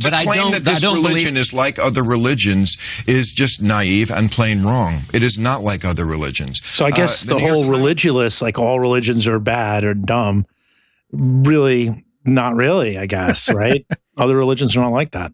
It kind of puts religious in a different position, right? Where it's like if he criticizes all religions, like it's very Sam Harris-esque, where it's like I criticize all religion, but especially this one. Yeah, yes. Well, you mentioned Sam Harris, and Sam Harris happens to be on the panel with Ben Affleck when he gives his very famous kind of early viral pushback to Bill about his anti-Muslim bigotry. The solution, the solution is very much what we've killed more Muslims than they've killed us by an awful lot. We've invaded more Muslims. I am not for more killing. An awful lot. And yet somehow we're exempted from these things because they're not really a reflection of what we believe in. We did it by accident. That's why we invaded Iraq and put 4 million people. We're not convincing anybody. It's not I'm specifically telling you that I disagree with what you think. I know, and we're obviously not convincing anybody of you. If you don't understand my argument, your argument is like, black people, they show each other. That is not my argument. No, it's not. It's based on facts. I can show you a Pew poll of Egyptians. They are not. It's that Pew poll again. He really likes that Pew He poll. loves that fucking thing. Poor Egyptians taking so much heat on the pod lately. Also, Bill Maher did go on Joe Rogan and say, "How come nobody talks about black on black crime?" So he does now also do what Ben Affleck metaphorically accused him of doing, just literally. Well, I feel like that Ben Affleck moment was the first time I remember people kind of waking up to this question about Bill Maher being bigoted, like publicly, because he was such a huge star and he did it. And Bill Maher seemed to be like really on his back feet, kind of just nervous about it. I don't know how you read that moment, Will. He loves celebrities, so it made him uncomfortable that Ben Affleck would be mad at him. I think he might have bought a house from Ben Affleck at one point, but it's funny because like Sam Harris and Bill Maher still whine about that to this day. Like they will still bring it up and whine about it with each other. And like, Ben Affleck is not, broing out with Matt Damon being like, I can't stop thinking about the time I got into a fight with Bill Maher and Sam Harris. Like, that should be a show. Well, they can't. Too homophobic if you've got Matt Damon on there. But he doesn't like, he likes disagreement. He doesn't like arguing. And so some people he will talk to like their children, but if he views their status as being above his, it just upsets him. And now he's kind of started doing a thing with anybody where when he's really losing and can't see any way forward, he'll just be like, well, let's just move on. There's no point in talking about this. I think just with Anna Kasparian was just on Club Random. And when they were talking about Israel and Gaza, he got to a point where he was just like, well, let's forget it. This is boring. I'm bored. And if I'm bored, the audience is bored. So let's just move on. Right. He doesn't want to appear to be in over his head in front of the audience. I think this is probably going to come with my summation because he needs to be considered smart, right? It seems to be like so much part of his brand. Complaining as by all the conservatives complain about this, about me and most liberals, that we're dismissive of conservatives, the rednecks, the Tea Party. We think they're stupid and racist. And I say they're stupid and racist. But then, okay, so just tell me what I should do in a week like this, where the unparalleled leader of the party now, Donald Trump, unveiled a plan that is so stupid and racist. Trumpism is rising. It's not like he hasn't emerged as a political force quite yet, but it's in the air, right? For people who focus on the right and the far right, like Jared and I sort of do with this on this podcast, you would, things like the Daily Stormer were starting to form, and then you were getting a lot of different forums. 4chan was becoming a much bigger deal, right, around this time. Yeah, you've got the Gamergate era. YouTube is starting to get populated with anti-social justice warrior content. Like something really nasty is starting to brew up in the culture. And somebody who was on those Daily Stormer forums was Dylan Roof. Oh, God, I thought you were going to say Bill Maher. No. This is not that type of podcast. But yeah, I mean, Roof was on those, on those extreme radical right forums, and he went in and murdered 9 black parishioners at this church in South Carolina. You highlighted Bill's response to that, and I thought it was really interesting. Even earlier on, like, I'm watching episodes from after Katrina right now, and at least for now, his response very much is just, the Bush administration has blown this so badly, they've abandoned these people. And like the conservatives will come on and he'll be like, you can't seriously be defending this. Like, it's sort of the most angry he gets with his guests. It feels a little bit like the way he would talk to people on Politically Incorrect. But in the same way but then by the end he would be like, but come on, we all agree and we're all friends and we want what's best, whatever. And it's a similar thing he does after the Charleston church shooting, because, you know, the episode right after, he's like clearly very upset about it and his jokes are bad. They're always bad and he's not good at being sensitive.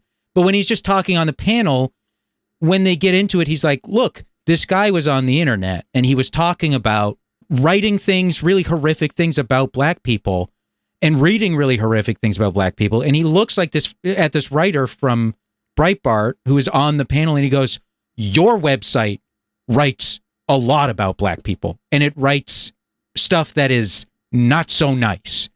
And it's a moment where you're like, wow, how nice. It's great. The rare show that has these kinds of fringe figures on. And then he will just sit there and be like, hey, what about the fact that you like, you quite possibly contributed in some way to this like mass casualty, like white supremacist mass casualty event. And the guy is like really on his back heels and he's like, whoa, hold on.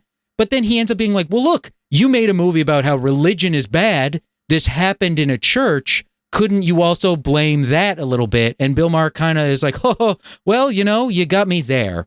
And it's like, no, he doesn't. No, he didn't doesn't get you there. It That's wasn't the a religion stupidest fucking thing. point. It wasn't a religion thing. But his odd sense of decorum, and also, you know, he's talking to a white man, so like his sense of decorum have done that is with like a woke left type when pushing back, though. He's just like lost it on other guys for way less.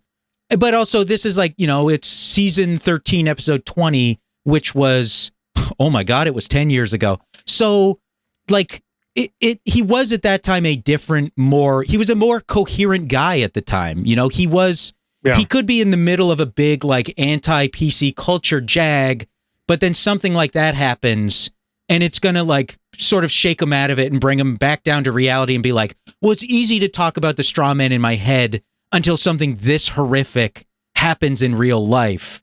And then he's sort of forced to confront the reality of what's going on. Well, I would just, before we move on to the next segment, remind people or inform people who don't know that Breitbart at one point had, I believe, a vertical called Black Crime. Did they still? Yep. I don't think they did. No, they took it down once. People were like, why is this a tag on your website? When people were like, you do know that you have a vertical called Black Crime, right? So 2016, Obama returns the favor, I think, so to speak, and sits down for an interview with him. Tell us a little bit about that. There was like a lot of pressure to make this happen, like from his fans. It was like, I think they might have done a letter writing campaign, but it was very much a thing where they very vocally were like, we should, honestly, you look at it and you're like, this feels a little bit like a Make-A-Wish thing or something. Like they were like, well, Bill Maher's really sick and it's always been his dream to interview a president. Because at the end of the day, this guy is like a power worshipping freak. So like nothing is more impressive to him than being around a president, as will come up again later. But yeah, he sits down with this interview for him. That's also, I haven't seen it in a really long time, but from what I recall, it seems like Obama was way more engaged when he was talking to Mark Maron in his garage than he was talking to Bill Maher as his presidency. Well, Bill Maher sort of is like, wait, aren't like atheists like a persecuted class in the U.S.? And Obama's like, nope. Yeah, I mean, this is an audio podcast, so people can't see Obama in this clip, but I think your read of it is correct, Will. Obama kind of seems like he would rather be anywhere else. I don't know if anybody from my tribe of atheists ever thanked you for giving us a shout out at your first inaugural, but you did mention non-believers. That's right. I think it was more than once. More than once. I mean, it's not just in that speech. I've done it often. Well, we appreciate it. Because we do feel like untouchables to a degree. I mean, I don't know if you saw the latest religion survey, but almost a quarter of the country are nuns. I don't mean the ones who hit me on the knuckles with a ruler in Sunday school. I mean, they put none for religion. None of the above. Right. But they're not. No, they're atheists, agnostics, or they just don't want to get up on Sunday morning. And we have no representation in Congress. If our numbers were represented, there'd be over 100 Congress people who felt that way. It just seems like we are not included in the basket of diversity in America, which is odd because we are the biggest minority. That is a bigger minority than any other minority you can name. And He's don't like, you think I'm also we should black. get a little more love? I'm also black. I guess I'm an my atheist. question I'm would black be too. whether there is active persecution of atheists. I think that there are certain. Well, I think for Lack a of candidate, I think you're right that there are certain we might be more occupations, scientific. probably most prominently politics, where there would be a bias against somebody who's agnostic or atheist in running for office. I think that's still true. Outside of that arena, though, you seem to have done all right with your TV show. I mean, I don't get a sense. To the extent that they're boycotting you, it's because of your other wacky ideas rather than your particular view. He's too polite. He's too polite. It's just like, yeah, Bill, I think you might have had some trouble in your career for all the other shit you did. Just like the background being like, yep, yep. Like, come on, man. Just this is classic. This is how this guy is as an interviewer. You just have these moments where you're like, can you just ask the goddamn question already? Who are you? Well, I know who you're trying to impress. You're trying to impress the cool president of the United States. But like, just like wandering around in an open field of descriptors, and it's like, buddy, leave the meadow and ask the fucking question already. Well, I find it telling that he has this like one opportunity to speak in front of a president, and he uses it just to basically remind people of his personal branding, right? It's like all the problems that are in the world and everything that's going on that you could draw attention to in that moment. It's just sort of like, by the way, you may not know this, but I'm an atheist. And it's like, oh, I do actually. Thank you. Yeah, he's talking to the country's first and so far only black president, and is like, I'm a bit of a minority myself. and Obama just has no fucking idea what to do with that. Yeah, he might as well just sit down and be like, so, Mr. President, you probably know I get a lot of like young trim, I do pretty good for myself. Then Obama's just like, is there a question?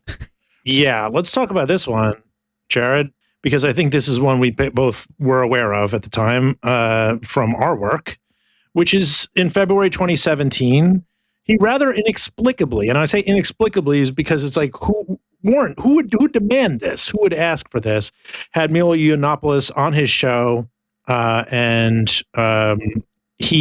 Yiannopoulos said, "You're the only good one," in reference to liberals. No, you're correct about that. So I don't know if that's fair. He's all very I care dangerous. All I care about is free speech and free expression. I want people to be able to do and say anything. These days, you're right. That's a conservative position. I care about the environment and living also, but free speech,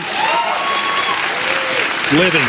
But I mean, you're right. I mean, we've both conservative position now. Free we speech. have both been disbarred at Berkeley. I gave the commencement address. Much more dramatically, I'd just like to say. I mean, they just disinvited you. I had riots. People got beaten up. Right? No, you do. Horrendous. Okay, you win, babe. You beat me out there. There were no riots. It's not a competition. It's not a competition. But like when you make liberals crazy, yes, for that part of liberalism that has gone off the deep end. Most of it. Yeah. Well, I don't know. You're the only good one. No, you're literally the only good one. I am so Your side has gone insane. The Democrats are the party of Lena Dunham. These people are mental, hideous people. The more that America sees of Lena Dunham, the fewer votes the Democrat Party is ever going to get. This is the people that she Let's not pick on fellow HBO stars. Okay, I think it's very important to slow this down for a second.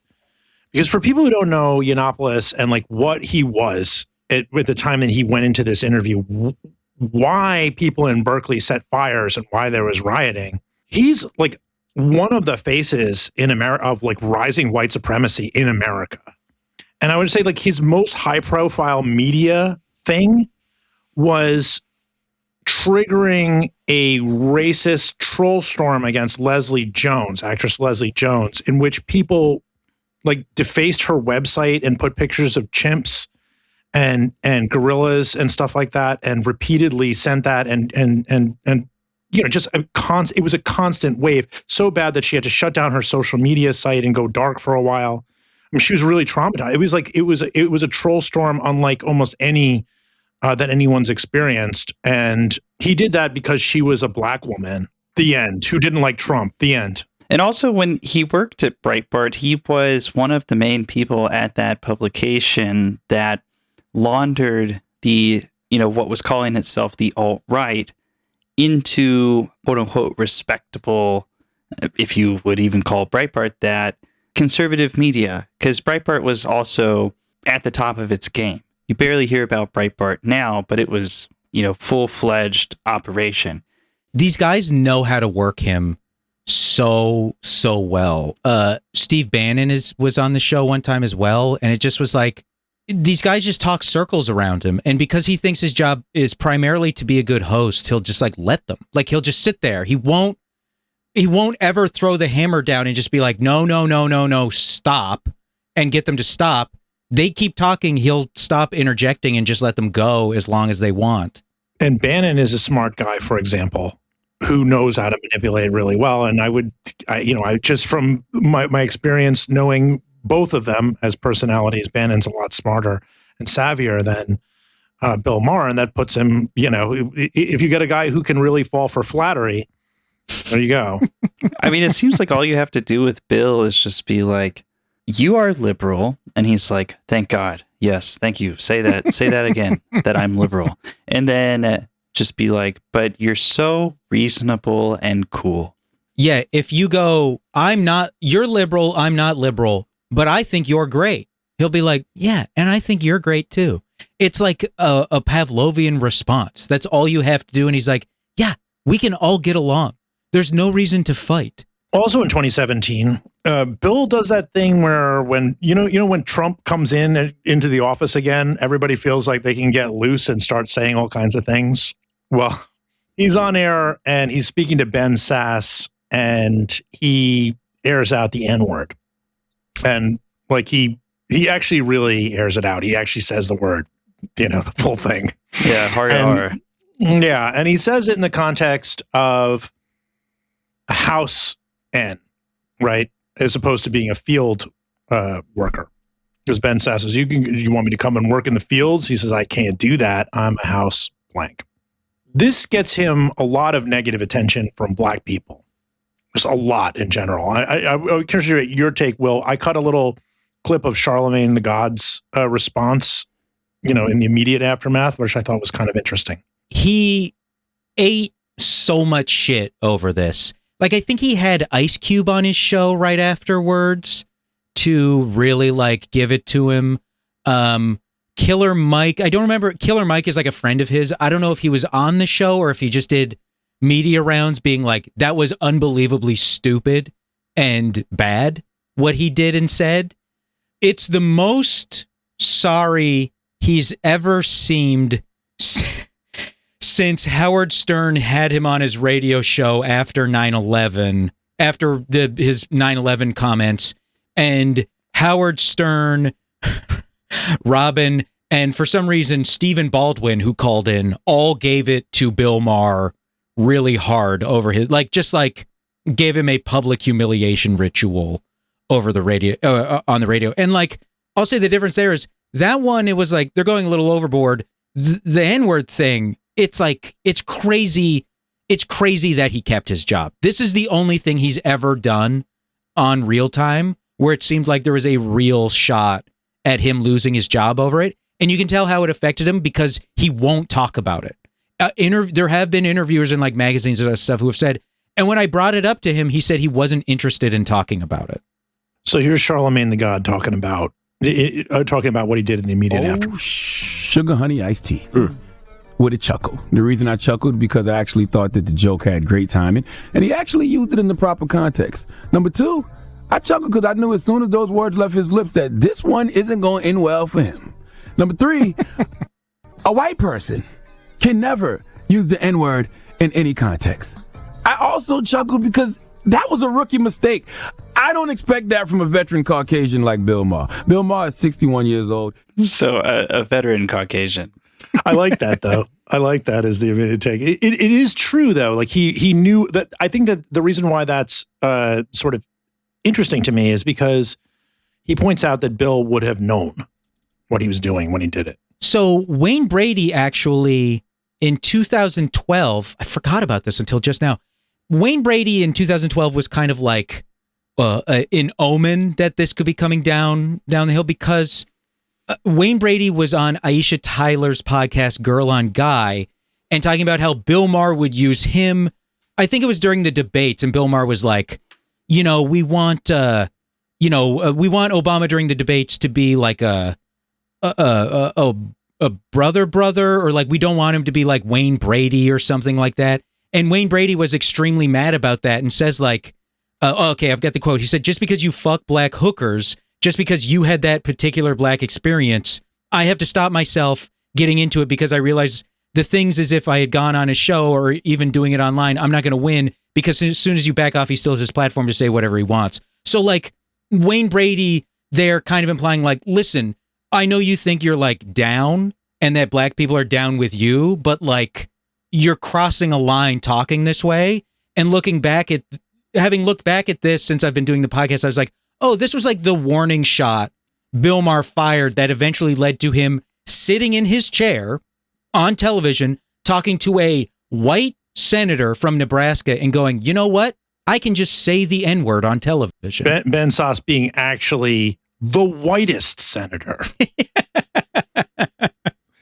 So yeah, and Ben Sasse, that guy rockets into space when Bill Maher says that to him. Yeah, he is on the moon. He is so just like, I don't want to be here. I don't know what to do. No, I'm surprised the headlines weren't Bill Maher says the N-word, and then right under that, Senator Ben Sasse dead of suicide in 2017. He shit out a diamond as soon as he got off the stage. But let's keep this moving along. I want to talk about what I framed this, and you can disagree, but so many of these biographies take a turn around COVID, around 2020. It's just so important to see because the culture shifts in such a radical way at that time.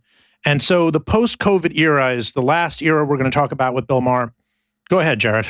COVID is a time where a lot more liberals, leftists, they begin to start questioning Bill Maher and his popularity. You're also seeing a lot of guys in the replies of his Facebook posts saying, "Sir, I'm a Trump supporter, and you're the only liberal I like." So, Will, give us an overview of what's happened. This is the era that you've focused on, I think, the most on your show. Is like, he expands in a big way. He gets a podcast. There's all kinds of things happening. Tell me a little bit about what happens to Bill post 2020. My sort of armchair diagnosis is that he resents the year and a half of his life he lost to COVID because he is terrified to die. He talks about it a lot, how afraid he is to die and how he wants to try to live as long as possible. He really hopes that the singularity will happen so that he's like, as long as my brain and my dick can be kept alive, I'll be happy. That's like an almost direct quote from him. And I think he resented that. And I don't know. So right after Trump gets elected, he is full on Russiagate. Like, I'm with the resistance. I bet you 1,000 rubles Trump won't make it to the end of his term. And I think, I don't know specifically what it was, but yeah, COVID radicalizes him. I think he resents using the year of his life. I think it's like, Jared, like you said, people are starting to be like, this shit sucks. Like, I really started there were billboards up around Los Angeles, and I noticed pretty early on, one of his big things is anything he didn't like, that was why the Democrats lose. Like any of his personal grievances, he'd go on TV and go, the Democrats lose because of this specific thing I don't like in culture that I can kind of vaguely tie to the Democrats. And then he started putting up billboards to be like, real time Bill Maher, there are no safe spaces here. And it's like, well, that's the safest space there is. Like, I began to resent how unbelievably proud of himself he was. And it's just like, once it was legal to be gay and get married, he was out of transgressive things, because weed was on the path to at least getting, legalized in most states medically. Yeah, we never mentioned that, but that is a big. I briefly mentioned something about smoking weed. It's like that's a big part. That's his thing. Yeah, that's a big part of his branding, and good for him. Yeah, he loves to smoke. He loves to be like, ugh, fat people and the disgusting things they put in their body. Like, just like pound like 4 ounces of weed in like one single sitting. What kind of weed do we think Bill Maher likes to smoke? You think he's more of an indica or a sativa guy? What is it? What's the kind that makes you slur your words, forget what you're saying, make a ton of noise as you... For me, that's all weed. I don't smoke weed, so anytime I do, I'm like... Blah, blah. Yeah, whatever type of weed makes you as bad of a podcast host as humanly possible, that's the one he's smoking. Right. Yeah, I mean, indica for me, but not while I'm on the air. Yeah, it's... So at that point, he's got nothing left, and it is like a thing... He likes to say a lot, I didn't change, the left changed. I'm not bad. They got bad. They're out of control. They're crazy. And he did get worse. He did change. He did get worse. But it is also like, yeah, people continue to want more progress. And I don't know what wall he hit where now all progress is bad. He's really into the idea. It's true. He's like, people can't say things are good. He calls it progressive phobia. He also is always complaining that people put a modern lens on figures of the past. Like, he'll be like, oh, of course we judge, like he's one of those guys. He's like a Christopher Columbus defender. I don't know if it's that specifically, but spiritually he is. And all those things though, I'm trying to make sure I'm not jumping ahead, but like, it really is like trans people are the one thing people can't really find a time when he was pro-trans rights.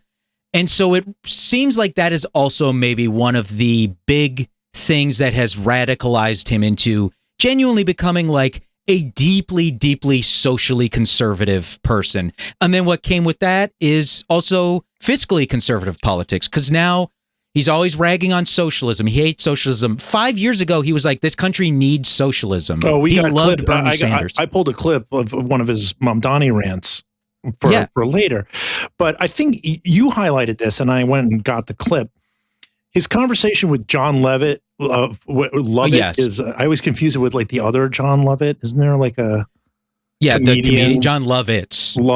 Okay. All right. And then there's also John Favreau and John It's I believe Chapo Trap House calls them the Pod Johns. The Pod Johns, yeah. Okay, I can't differentiate one from the other. And if there's any cross population between listeners of that and our show, we welcome you, and we have no contempt for these hosts. I just don't know his name. Sorry. I'll say, if you are a listener of both of this show and their shows, and you subscribe to the I Hate Bill Maher Patreon, you can, if you'd like, skip the episode about Bill Maher on John Lovett's podcast. Perfect. So he gets, Lovett is kind of like pushing him on the trans issues, and he gets kind of mad at him and just ends the interview. As many naughty questions, the least bad answer. And the least bad answer is to not let the government decide from above. It's just to leave it up to people and parents and the kids and the doctors, right? You want the government to ban gender-affirming care for kids? You want to lose every election? Just keep coming down on the side of parents coming in second in a who gets to decide what goes on with my kid contest. First of all, I'm not talking about winning or losing election. I agree with all that, but I'm just talking about the issue itself. What did that card say? Can I take this one home as a souvenir? I'm going to put it in my scrapbook. Let me see if I hit all my points I wanted to make about this. Yeah, so he kind of fidgets around with the cue cards for a little bit, and then he's like, all right, this was good. And Lovett's just like, so you're leaving? And he's like, yep. And the interview just stops. Yeah, he won't answer the question. He's a coward. Like he knows people will get angry with him if he says what he believes, which is that he doesn't believe that being trans is real. And he's gone all the way to now where he'll be like, oh, the woke left who believes crazy things like there should be penises in women's change rooms. Like the kinds of things where if you confront him... It's just indistinguishable from like the Daily Wire. Yes. Yeah. He loves Barry Weiss.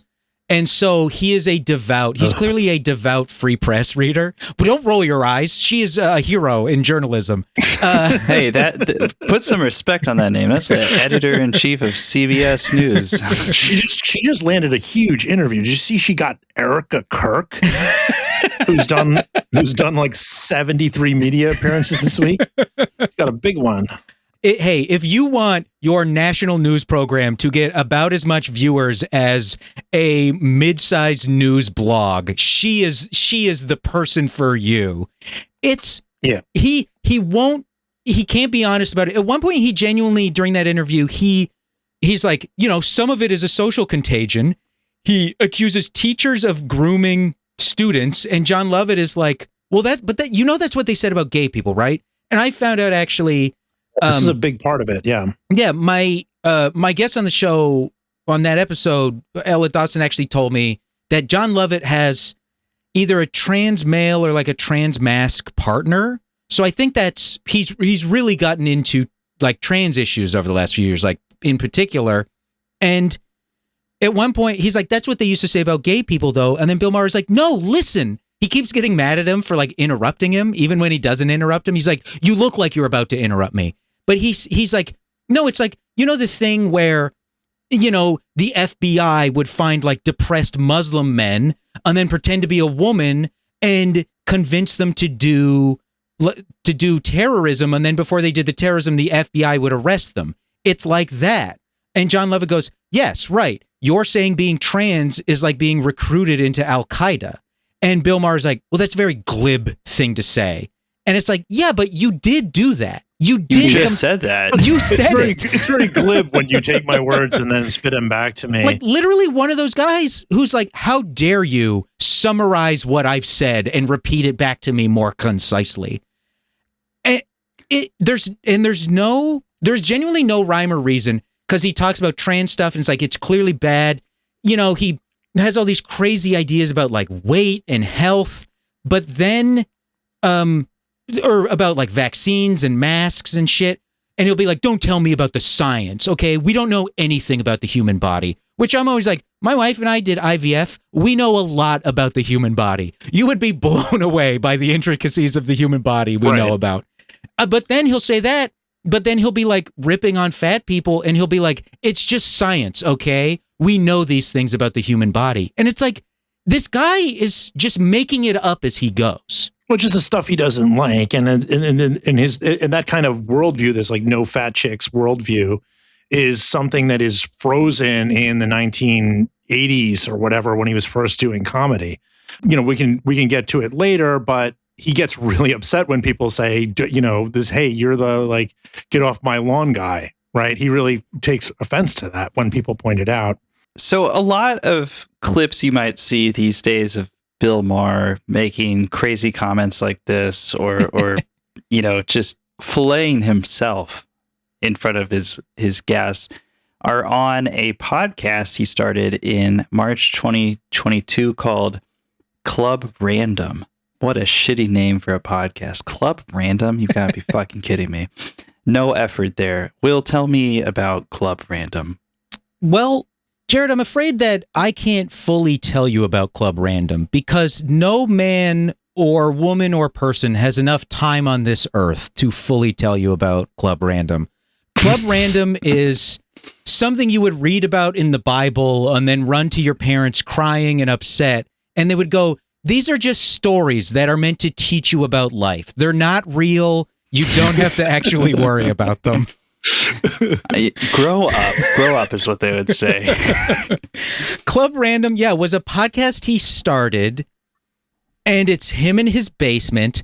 It's sad now. They've settled into he sits there and he smokes weed, drinks, smokes cigars with his guest in the basement of his party house, which, as I mentioned, is the second house he owns next to his actual house. And it's sad now because it's always set up where it's 2 chairs with like a table in between them. And he says that he has crew that worked on The Bachelor as the like production staff on it, because there are cameras in the walls. So usually it's front on, the 2 people talking, but then it'll cut to an angle that's like diagonal down where you're getting like the back left part of Kid Rock's head and most of Bill Maher's face, but a part of Kid Rock's head is like blocking Bill Maher's face. Also, he's always mixing drinks. So like he'll be talking and then you just hear like metal and ice clinking around. Like it sounds like the ice is a big part of it. It's just a lot of like rustling for ice. It's like ASMR. It's like one camera cuts and you just hear like every drop of saliva on the end of his like shitty rolled joint. Like and what's sad though is for the first few months they were really experimental with the camera angles and setup. So sometimes it'd be him at his bar. It's him at his bar with like Greg Gutfeld. And because of that, there is no angle they have where they are both in frame. So it could be one of those really bad movies with a movie star who's washed up and refuses to be on set for anything other than their close-ups. So it could theoretically just be body doubles with dialogue overdubbed. But the lighting is insane. It's like fluorescent. Sometimes it's lit from behind with like a neon bar sign. It feels very pink, like my room that I'm always like. People will know who they've been on the show. I have a very like mood lighting to keep my brain normal, but it's like that. Except like the set, it's very pink and a little garish. Yeah, it's streamer lighting, but without the like frontal light. So it's just lit from behind the guests. And he sits there. Some episodes are like 2 hours and 45 minutes long. And the guests he has on are celebrities, far-right figures, and men with horrific accusations of intimate partner violence against them. Thank you for bringing that up, because I was going to move you there next. Yeah, it's guys who abuse women who he wants to help launder their reputation. Like, those are the people he has on. Those are the 3 types of guests he has on Club Random. Yeah, one that you pulled, Mike, is Terrence Howard. I actually don't know too much about this guy. Why'd you pull this one?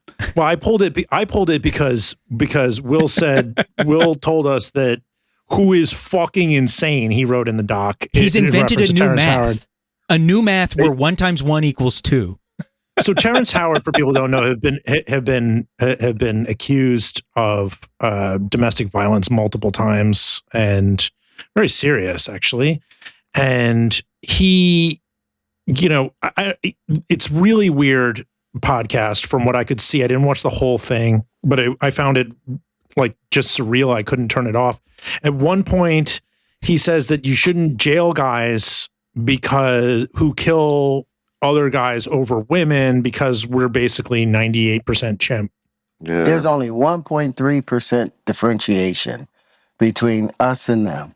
And that 1.3% we call human.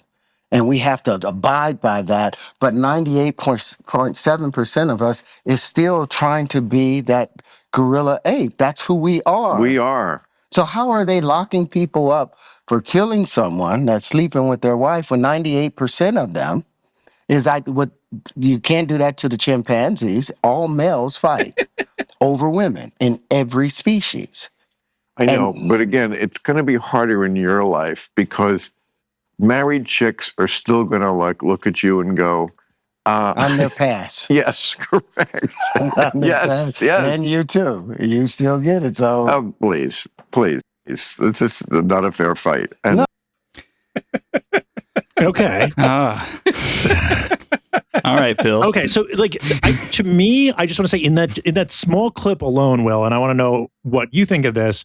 That is more than just, okay, let's give Terrence Howard a platform. We don't believe in cancel culture. That is I'm going to agree with him about his psychedelic chimp fantasies. Like, it's like, yeah, it's like, he's like really like, he's like, this is my guy right here. he also is like, at one point he goes, he's like, they both agree his kid, Terrence Howard's kids, shouldn't get the vaccines because they don't need them. And Terrence Howard is like, the whole thing with the vaccine is before, when they used the duck embryo for it, because they would grow vaccines in duck embryos, he was like, and then when they gave you the vaccine, it had nothing to connect with your DNA, so nothing would have. But now, because they have the abortion clinics and they use aborted fetuses to deliver the vaccines, now you get it, and because it's human, it bonds. It can bond and change your DNA, and that's why we have the psoriasis now. That's not where I thought that was going to go. It's so funny. The fact that he ends with, you're like listening and you're like, that's why we have what? What is it going to be? And when he says psoriasis, you're like, huh, I understand psoriasis is annoying, but like, if it's psoriasis or giving my child measles, I'll just get psoriasis. So, you have in here generally that he's just railing against woke all the time. In our opening clip, we had him talking about woke to RFK Jr., who is releasing his Harvest, who knows where these days. It doesn't sound like Olivia Nuzzi anymore. He had Marjorie Taylor Greene on, and you mentioned that, she said like AI, something about AI being programmed by woke. Yeah, everything is woke. Everything he's said multiple times. He'll be like, and yes, some of these people have the woke mind virus, which yes is a real thing. And it's like, okay, no, it's not. Like, it's not. It metaphorically okay, but it's not. No one actually thinks it's a virus in your brain. But he talks like that all the time, and he's really hung up on AI. So he hates AI because he believes all the AI hype. He always says stuff like, AI is already smarter than we are. Who knows what AI can do? He'll be like, maybe we can live forever because of AI. Have you seen that video? It's like the robot that in like, I think China, that like starts like, they're like repairing it in a factory or in a warehouse, and it starts like wigging out, like flipping out and like flailing its limbs around. And he'll be like, look, the robots are fighting back. But whole thing with AI, he's like, AI, yes, there are problems. And one of the problems is that it was programmed by the woke. And I can tell this, I swear to God, this is true. He said this. He goes, and I can tell this because he's always saying somebody did things. He's like, somebody showed me this. Somebody did this. It feels a little bit like he won't, like the way Todd Glass has talked about all the jokes he did over his stand-up career, where he'd talk about things he did with his girlfriend. And now that he's out of the closet, he's like, yeah, those stories were true. It just wasn't a girlfriend who was with me during those things. Yeah. It's like he's asking AI what he clearly asked like ChatGPT, what's my best stand-up special? And it told him it was one of his old ones from 2005, because I'm sure the algorithm combed Letterboxd, Rotten Tomatoes, Metacritic, and was like, well, this one has the highest review score combined, so that must be the best one.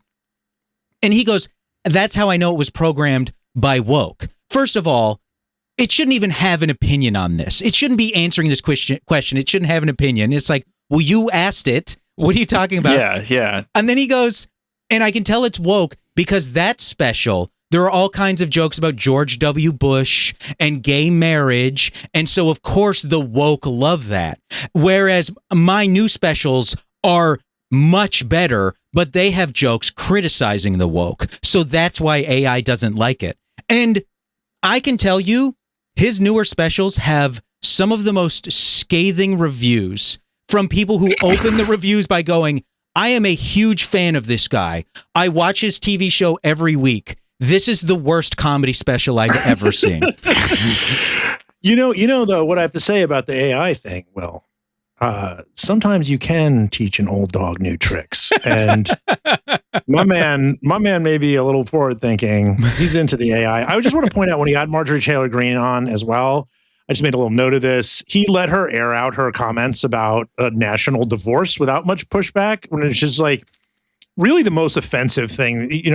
The mainstream liberal press really focuses a lot on the Jewish space lasers thing, which is kind of cartoonish, and she also denies saying that, and he goes, oh, great. of course they. He's like, yeah, of course you didn't. The press lies about everybody. And it's like, oh my God. She said Rothschild. I didn't even know Rothschild was Jewish or whatever. It's like, okay, well, either we're dealing with a complete moron or someone's lying to my face. And actually, both could be true. Yeah, and they're both definitely true. I mean, but she talks about like, oh yeah, the national divorce. She's like, yeah. That, and he's just like, "Ooh, how would that work? Isn't Atlanta in a state that's kind of purple and it's kind of blue there?" Like she's talking about civil war in which Americans start killing one another in a power struggle, Bill. But he doesn't seem to be bothered by that. I believe that episode. I'm sorry to interrupt, but I believe also on that interview episode, his one-on-one interview was with that guy who just put out a documentary about UFOs, and at the start of it, Bill Maher's like, so before people used to be like, well, you're a little nutty if you believe this is true. I would say now with all this evidence, you're a little nutty if you don't believe it's true. And then they proceed to have this interview about this documentary about UFOs, beginning from the place of, obviously this is all true. UFOs are real. They can defy the laws of physics. Everyone who says they've seen a sighting of one is telling the truth. No one would have any reason to lie. And it gets so crazy that at one point he goes, so some people in your movie have a theory that aliens are intentionally crashing spacecraft for us to find so that we can reverse engineer the technology and learn from it. What are some cases of technology that might have come from that? This is the hard-hitting, rational stuff you would expect. Yeah, this guy sounds religious. This guy sounds really reasonable to me. The same guy who told us that we're all fucking idiots if we go to mass. It turns out there is a man in the sky with a beard, but he's also extremely tall and gray and thin, and he's crashing his car on purpose so that we can invent like submarines or whatever. Like it's absolute crackpot shit on the most highly regarded station, network, or cable. It airs every week. It's been on for 23 seasons.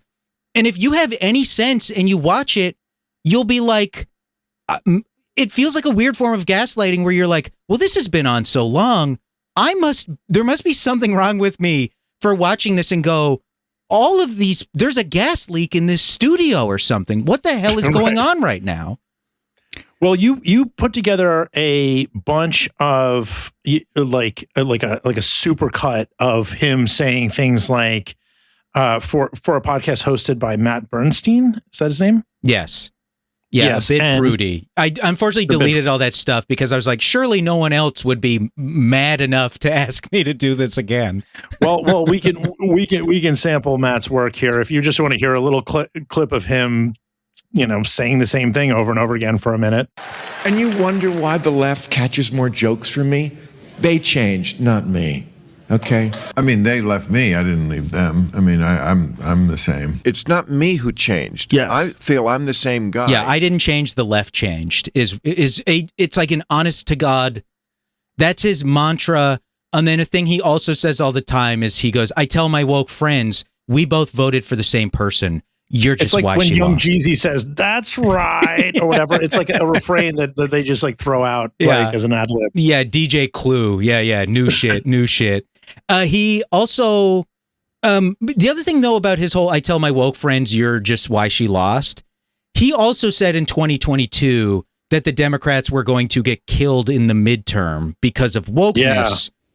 Yeah. And I'm going on paternity leave for January, but when I come back, I'm going to watch Congratulations, Mazel tov. Thank you so much. While unfortunately, I don't know if you've met my wife, but it turns out my baby is going to be a quarter woke. I found out my wife. Dude. My wife is she's half woke on her dad's side, and she's a quarter DEI on her mom's side. So, oh my God, dude, your kid has no chance of defeating the Republicans now. Yeah, no, she's going to cost the Democrats so many seats in the next election. Very much a critic of what goes on the fringe of the left. I mean, woke culture has that's one reason why the Republicans are going to do so well in this election, because the left has gone super crazy with lots of shit that the average American just never voted for, doesn't recognize in this country, doesn't want, and pay attention to. And doesn't, yeah. Okay, so we're moving along in this post-COVID era.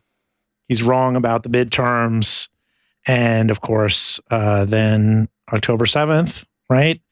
Not a great moment for anyone. And as Israel starts to retaliate and launch operations into Gaza, and it becomes apparent that it is a genocide, he engages in a lot of genocide denial.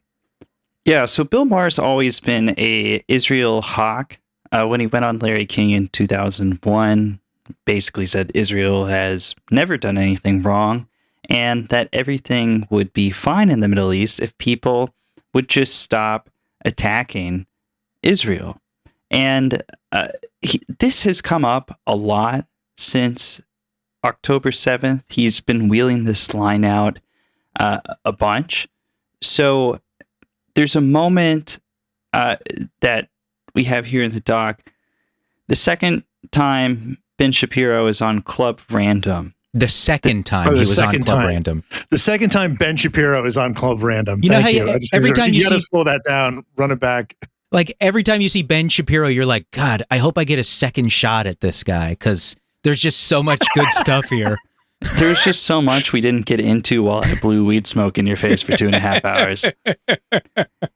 Anyway, they're mocking the New York Times for writing a story about the IDF using kidnapped Palestinians as human shields when they think there's improvised explosive devices around.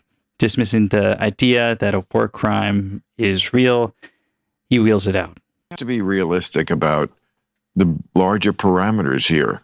What does a nation do when it is being attacked? You know, I keep saying, this is all very simple. Stop attacking Israel. Stop attacking Israel, and then we won't be having these fights about when should we have a ceasefire, which is always the day after Israel attacks. Right. That's right. There's never a better time for a ceasefire in an Israeli war than the day after. I thought it was just, yeah, that's right, Ben Shapiro says to Bill Maher, the liberal pundit. That's definitely right. There's nothing more complicated going on than that. Also, special guest appearance by the ice clinking around in his glass during that clip. We weren't lying about that. Yeah. Dude, well, after you said that, now we're playing these clips and I'm just hearing people's mouths smacking and like, oh, that's coming. Dude, these producers. Coming. Will has left us a delightful supercut of my pervert shit. Yeah, he may have hired producers for The Bachelor, but I'm convinced that they hate him. There are some. I keep mentioning the Bella Thorne episode. If you watch that episode, it's like the third episode of the podcast. If you watch that, you'd be like, why would anyone ever put this out? Like, why would you not go to your boss and go, we can't release this? You grab her at various points during the interview. Like, this is not acceptable. Wow. I start to wonder if it's like, and at one point while he's like grabbing her hand, the camera zooms in on it as if they're like the prosecution team in court against him. But I sometimes wonder now if Club Random, if he isn't paying a ton of money for this show and this is not a form of like elder abuse being done to him, like sincerely. well, we're going to get to the stuff with women in a second. He had Bill Burr on. I mean, like they've had a sort of back and forth, I think, for a while. So, I mean, a lot of people played it up like Bill Burr destroyed him, but it seems like they have a fairly friendly connection, unless I'm misunderstanding it. Like they've been on each other's shows a bunch. Yeah. So when Bill Burr was on Club Random and Bill Maher tried to whip out that thing that Ben Shapiro was like, yep, just stop attacking Israel. That's it. That's the whole thing going on in the Middle East. He pushed back on it, kind of mocked him. This one around, it went, semi-viral online as like, Bill Burr decimates Bill Maher, Bill on Bill violence. But like you said, Mike, they seem to have, at least some kind of cordial relationship. At the end of this podcast, Bill Burr is like, oh yeah, I had a great time. Thanks for having me on. But here's that clip. Simple solution to all this problem in the Middle East: stop attacking Israel. Hey, you just stop solved attacking it. Israel. You just solved it. I actually There you did. go. That's fantastic. I'm the one who's actually brave on this.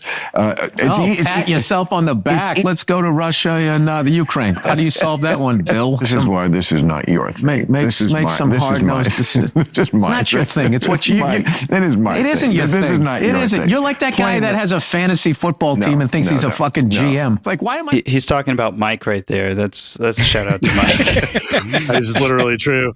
I mean, that's why you pay him the big bucks. That was a really good line. And it's actually very true, too, is that, like, Bill is like really smelling his own farts on, like, a lot of these foreign policy issues. The thing where he's saying, I am brave, is because Bill Burr's saying, like, look, I'm with the kids. Like, it's bad that kids are dying. And Bill Maher is like, oh, it's so easy to say that. It's so easy to say that. And so Bill Burr is like, oh, wow. It is easy to say that if you have a heart. Yes. Yeah, Bill Burr's like, oh, wow, what a hero. And he's like, I am a hero. Like, it is brave to say that. And he gets into Bill Burr's like, no, Hamas, I'm with the kids because they don't, the Palestinians shouldn't die. And Bill Maher does a thing of like, well, what's the difference between Hamas and the Palestinians, really? So here's the thing. We're talking about this clip. The Ben Shapiro clip, the Ben Shapiro episode is from after the Bill Burr episode of Club Random. Because Ben Shapiro on that episode says to Bill Maher, you know, I thought Bill Burr was a real asshole when he was on your show before.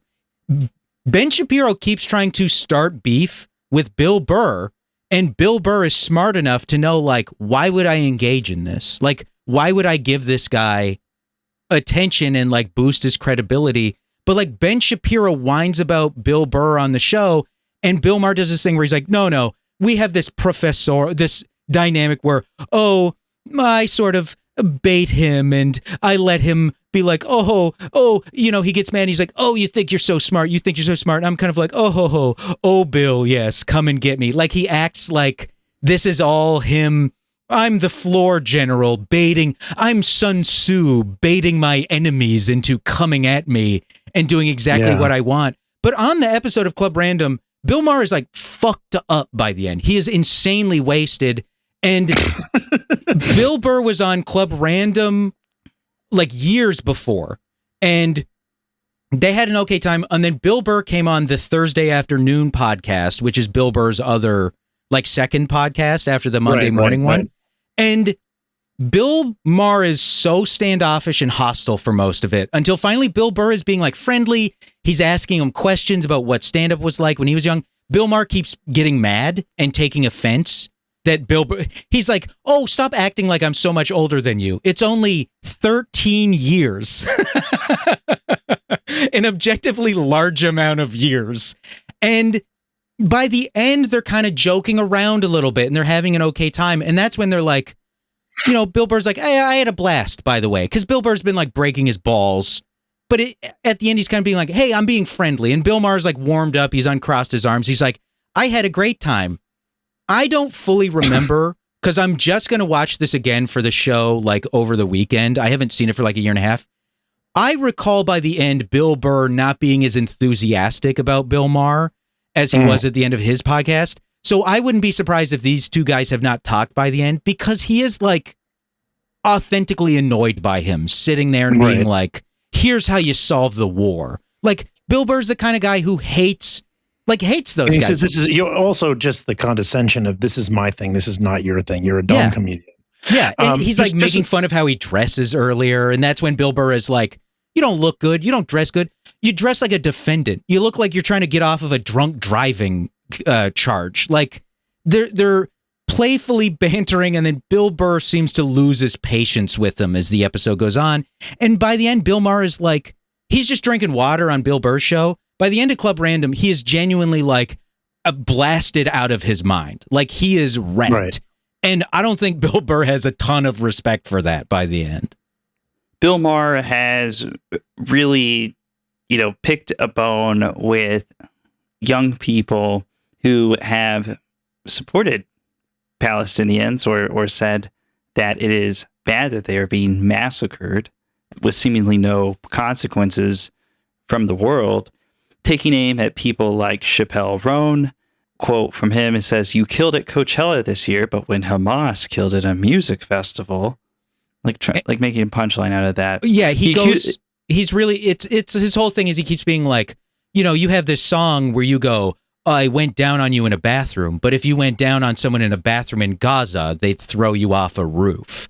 Like, it's that period of Hasbara where therefore all these children should die. Yeah, it's the period of Hasbara where it's like, oh, well, you know what?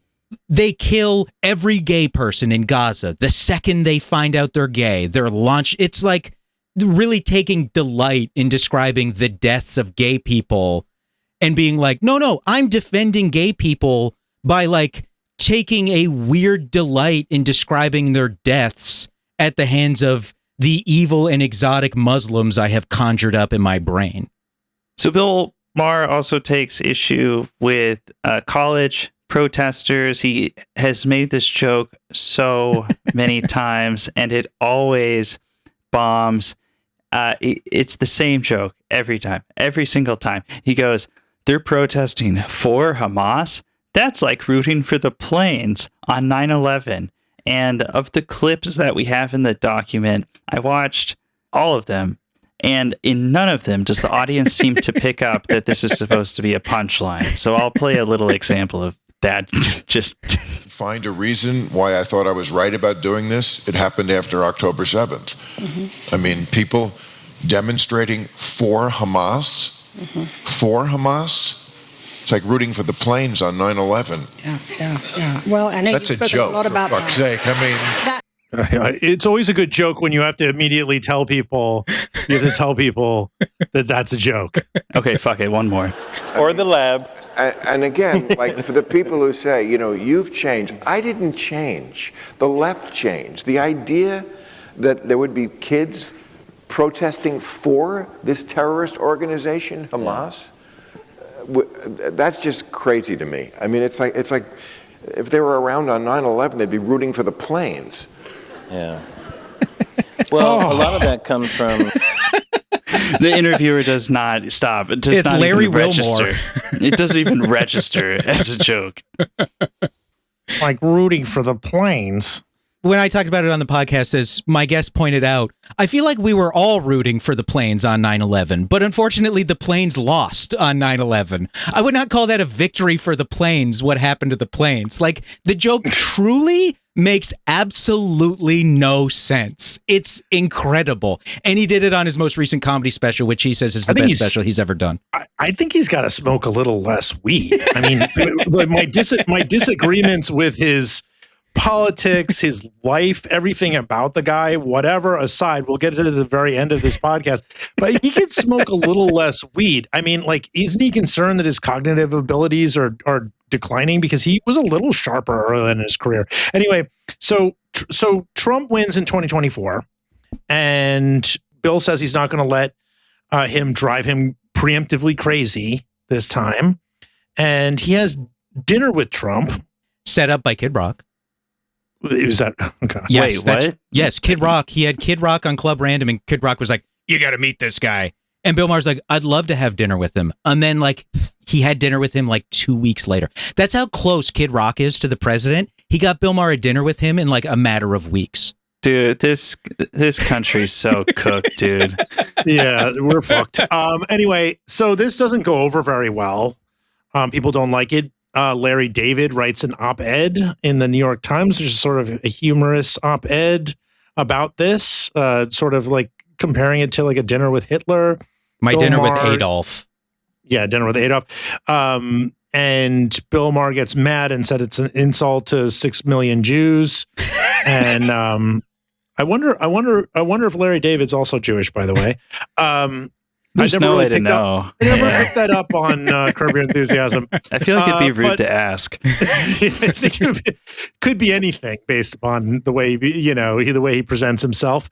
Anyway, so he's, he's really unfunny about this, as you mentioned, Will. And I have that he went on TMZ's Two Angry Men to defend the dinner.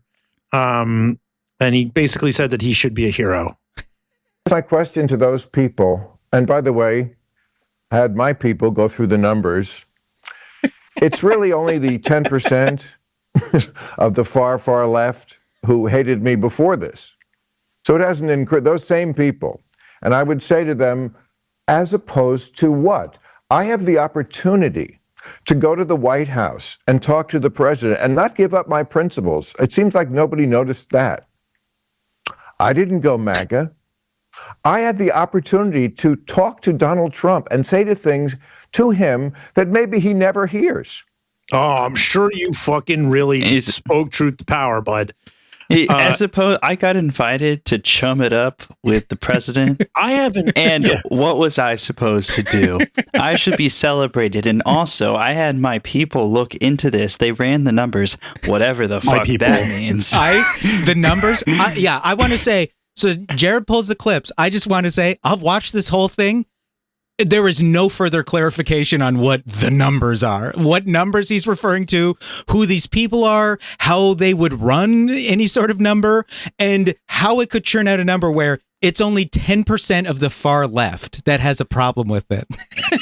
How many of y'all like the numbers? It also just like doesn't make sense, right? Because he's like, my people ran the numbers, and the only people mad about me kicking it, slurping back a cold one with Daddy Trump are people who hated me already, which is why I'm about to rant for the rest of my fucking life on every single show I do about how like people were mad that I just went and had a conversation. If nobody's mad about it, why are you? You know, I don't know. He had Matt Gaetz on Club Random, and another one of his mantras is, of course. There's another man whose reputation needs reclaiming. Literally says to Matt Gaetz, I don't believe you did anything because if you had, you'd be in jail right now. That's how it works in America. He keeps going. He's always saying, he's like, the left hates me, but I don't care. He said it. I'd seen him like say it like a dozen times. And I'm just watching the Matt Gaetz episode live. And he goes, the left hates me, but I don't care. And I pause it and I go, it feels like when you say that all the time, you actually do care. I unpause it and Matt Gaetz goes, actually, it seems like you do care because you talk about it all the time. And it's like, imagine Matt Gaetz. God. Imagine Rare Matt Gaetz W. Like, I just got read to filth by Matt Gaetz. I also want to just interject here one other thing. It's like, I didn't go MAGA.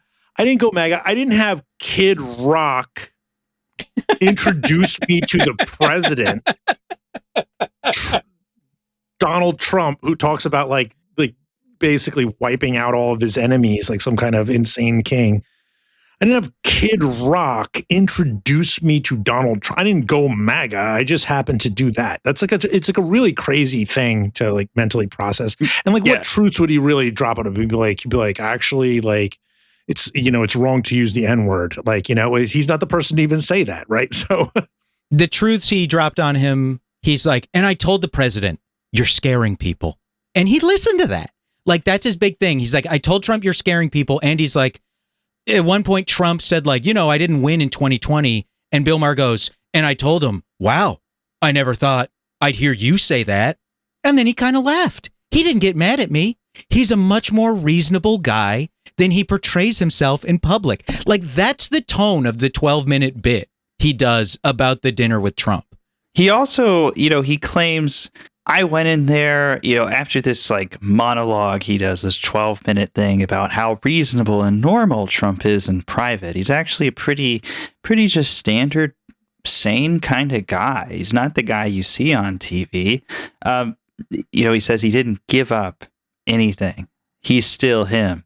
But then he had Lara Trump, Trump's daughter-in-law, on Club Random, and actually said that he did change. He did give up his principles. And then I said, but you know what? I will also admit, not that one, but yes, have I taken some cheap shots? I have. And that's not necessary. And by the way, I'm kind of bored with it. You've been on the public stage here for 10 years more before he was run for president.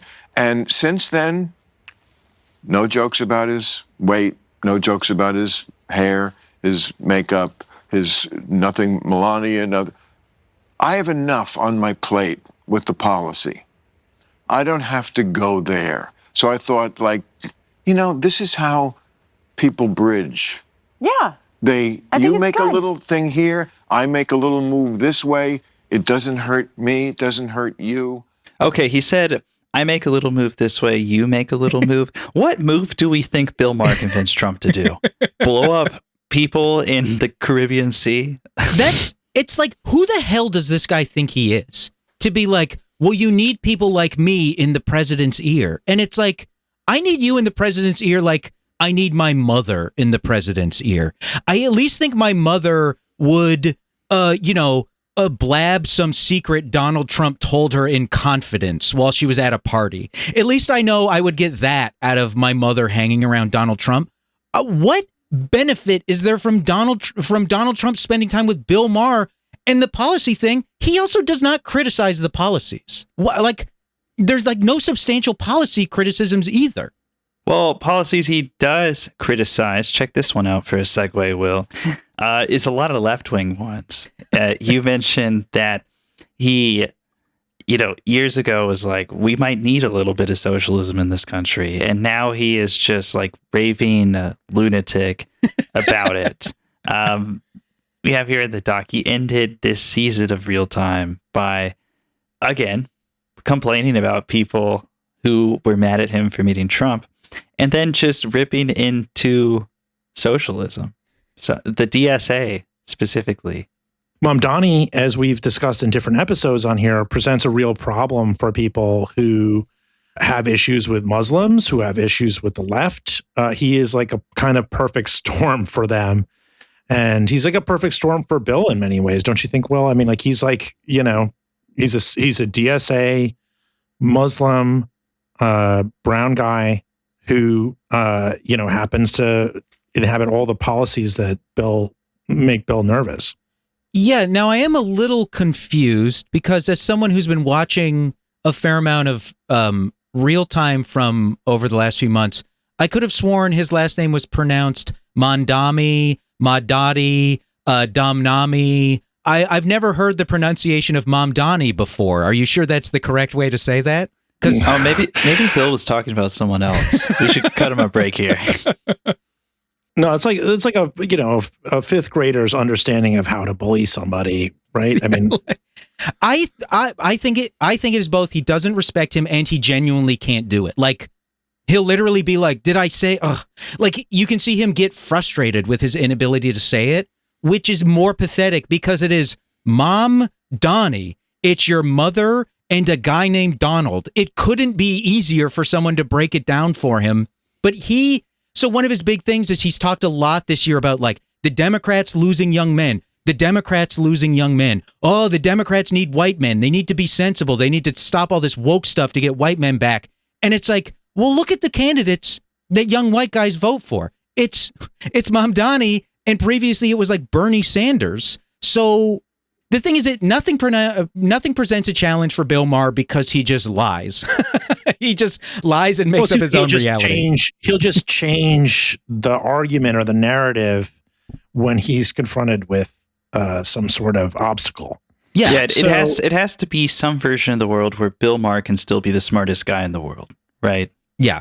You're going to steal my thunder. That's what I want us to talk about at the end. But yeah, I mean, so I want to move here because there's just been a lot of talk, and I know it's something that is of interest to you, Will. There's just been a lot of talk about Bill and his relationship to women. We've talked about it a couple times through here. I'm fucking obsessed. All right. Okay. All right. We're now entering the pervert section of the podcast. So if that's you, turn it up.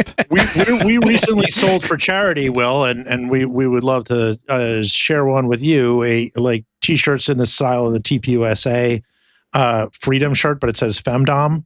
So we're no stranger to sexual commentary and fun, but Bill is he's a different case in many ways.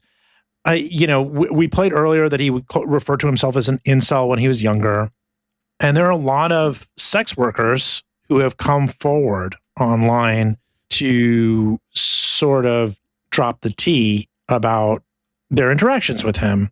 I would just say, let's leave that alone here and just let him do his business with sex workers in private. But He's also made jokes like about OnlyFans. He once said, boy, if there's one thing millennials love more than canceling the patriarchy, it's women having sex for money. Maybe he's just trying to feel young, Mike. Have you ever thought about that? He's 70 years old. He also did a whole ending show monologue about Honora and Hollywood's obsession with sex workers. And he compares it to slavery at one point during it. And that's what sparked, like, one of the references here in the doc. That was what sparked this woman posting on TikTok about him. Because, like, yeah, he's like, is it really good that we're encouraging women to think sex work is like an okay thing to do? Well, you have this clip that we're about to play here with a porn star named Tiana Trump. No relation to Donald Trump because she is black. And she wouldn't be the most surprising thing in the world to have Strom Thurmond 2.0 wandering around. That's true. Tiana starts to talk a little bit about Bill Maher in sort of, just sideways terms. And then the hosts are basically, you're talking about Bill Maher. And then they sort of drop the act and she just talks about her interaction. And make love and just, he was like, slow down, baby. Like every time, like, I'm trying to get this shit done. Yeah. You want to get the fuck out of there at this point. He's just like, hey, I'm with a 60-year-old white dude who's slicking his hair back, and he's pale. That's a pale motherfucker. He's almost see-through. That guy is almost see-through. And when you're having sex with him, you're probably just like, hey, just let me get this money and get the fuck out of there. Yes. Yeah. Oh, and my boyfriend was waiting, I think, outside in the Camaro parked in his garage. I don't know if he knows he was out there waiting, because Bill put me in the guest house. It's the party house. Yeah. Right. Oh, keep playing that. It's like right when you get coming, it's a guest house. Right. And then I think it's his yard and then his house. Yeah. I didn't get to go in that far. But I got to see his guest house. You had to fuck him in the guest house? Yes. Shit. You didn't even get to fuck him in the main house? No. That's some slave shit. Maybe the second time. That is some slave shit. Yeah. Right? Like, that's fucked up. Because he got in trouble for that. You know that, right? Wait, for what? For making a slave comment to about being a house. Oh, that's the part I wanted to keep in there because I think it's important to remember that you're dealing with a black sex worker here and the context of him saying that. Has her come all the way out to his house, but then won't even let her come into his house so that he can do whatever. He also IDs her and gets mad at her because she says she's 21 and she's actually 18 at the time. But he still has sex with her. He still does it. Yeah, she says on the clip, she says that he said to her, I don't like liars. And was like shaking his head, whatever. Thanks, Dad. Let's go have sex now. I have here in the document that another woman on TikTok said that sex workers charge him $5,000 an hour because he's so insufferable. Yeah, that's what she wrote. There also was an Onion headline from like 2000 or 2001. And the headline was Bill Maher gets into argument with Republican sex worker or Republican prostitute. He did an episode of Politically Incorrect from the Playboy Mansion. And Adam, that is despicable. That is a despicable 20 minutes of television. It's like appalling, except you will come away with a new and intense respect and appreciation for Scott Weiland, who at one point says, hold on, guys. I think it's really disgusting that we're saying that just because you spend some money on a woman, she's obligated to have sex with you. And then he proceeds to get a bigger laugh than Bill Maher or Adam Carolla does the whole rest of the episode. Oh my God, Adam Carolla. Jesus Christ. So Adam Carolla is making jokes about... They had Scott Weiland killed over that. You know that? I'm the new Candace Owens. Yeah, they gave him a hot dose. It's one of the questions. Bill Maher is like, okay, first question. If a guy flies a woman out to see him, isn't she obligated to have sex with him? And over the next 8 minutes, it becomes so clear that just happened to him. And he is just working through a personal grievance. Oh, that fucking rocks. I love that he's just spending that money to fly her out. And she's like, actually, no thanks. I'm going to go see my friends. But at one point, Adam Carolla makes a joke about getting prostitutes. And Bill Maher goes, Adam, you don't go to prostitutes, do you? And Adam Carolla goes, not the ones you go to. And Bill Maher goes, I don't go to prostitutes. And it feels like the I think you should leave sketch where he goes to the manager of the restaurant and goes, hey, can you tell my date to stop eating all the fully loaded nachos? What? And then when his date, yes. What? I wanted to move tables because the AC is cold. Bill, you see a sex worker every other day. What? And some of them are black porn stars. What? What are you talking about? And then I also told, before we started recording, I mentioned a story somebody told me on the podcast where she went to Hawaii with the theoretical promise that she would be opening, or she would be emceeing the shows Bill Maher used to do every New Year's in Hawaii, as if those poor people haven't suffered enough at the hands of America. Every New Year's Eve, he would do a run of shows in Hawaii, and somebody she used to open for was like, come with me, maybe you can like MC. And then instead, Bill Maher had Sean Penn MC the comedy shows. But at one point early on, they went to a strip club, and Bill Maher was like, hey, give me the youngest girls you got and send them to the private room we're going to be using. So he's a cool guy who's normal. There's no love. Jared has his face on the mic. He told Howie Mandel that he's like, I'm an expert on women in their 20s. That's a literal direct quote. He was like, women in their early 20s, they're wild. They're too wild even for me. But it's sounding like women in their 20s are an expert on him. Oh, yeah. They know how to get what they want out of him. Oh, my God. I forgot to send you guys the clip. He had Billy Joel on Club Random, and he told Billy Joel, he's like, during COVID, I tried to write a song. It's called The World Makes You Lie. And Billy Joel's like, okay, and the episode is so good because Billy Joel's like, yeah, look at this fucking guy I'm talking to. Like the whole time he's just like leaning on a piano and he's like, Christ, get a load of this guy. I don't got to say nothing during this interview. He's talking the whole time. And Bill Maher's like, the song is called The World Makes You Lie. And Billy Joel's like, oh, okay, that's a good title. And Bill Maher goes, yeah, it's about how the world makes you lie about things like, say, the age difference in a relationship because society says it's inappropriate. And then it cuts to Billy Joel. It cuts to Billy Joel, who is now stone-faced staring at him. What the fuck? The world makes you lie about things like, oh, I don't know. The age of my girlfriend. Yeah, why do they make me do that? It's so unfair when you think about it. He had Hawk Tua on Club Random, and she was like, I should set you up with my granny. I should set you up with my granny. And Bill Maher starts laughing and goes, oh, if you only knew about me. And it's like, man, why are you trying so hard to make people think you are like an illegal sex criminal? Like, dude, why can't you be a little normal? I think that's like the one full episode of Club Random I've watched is the Hawk Tua one. Just because like she's on there, and the whole thing about like the Hawk Tua girl is she made a joke that went viral and then tried to start a media career. Made a joke but she has jobs or she has nothing to say, right? I mean, there's just like not much going on up there. She like doesn't want to be political. She doesn't like. She's just a character. It's like people invite on the show so that they can be like, we did a show with the Hawk Tua girl, and then she gets there and it's like, what kind of music do you like? She's like, oh, I like country music.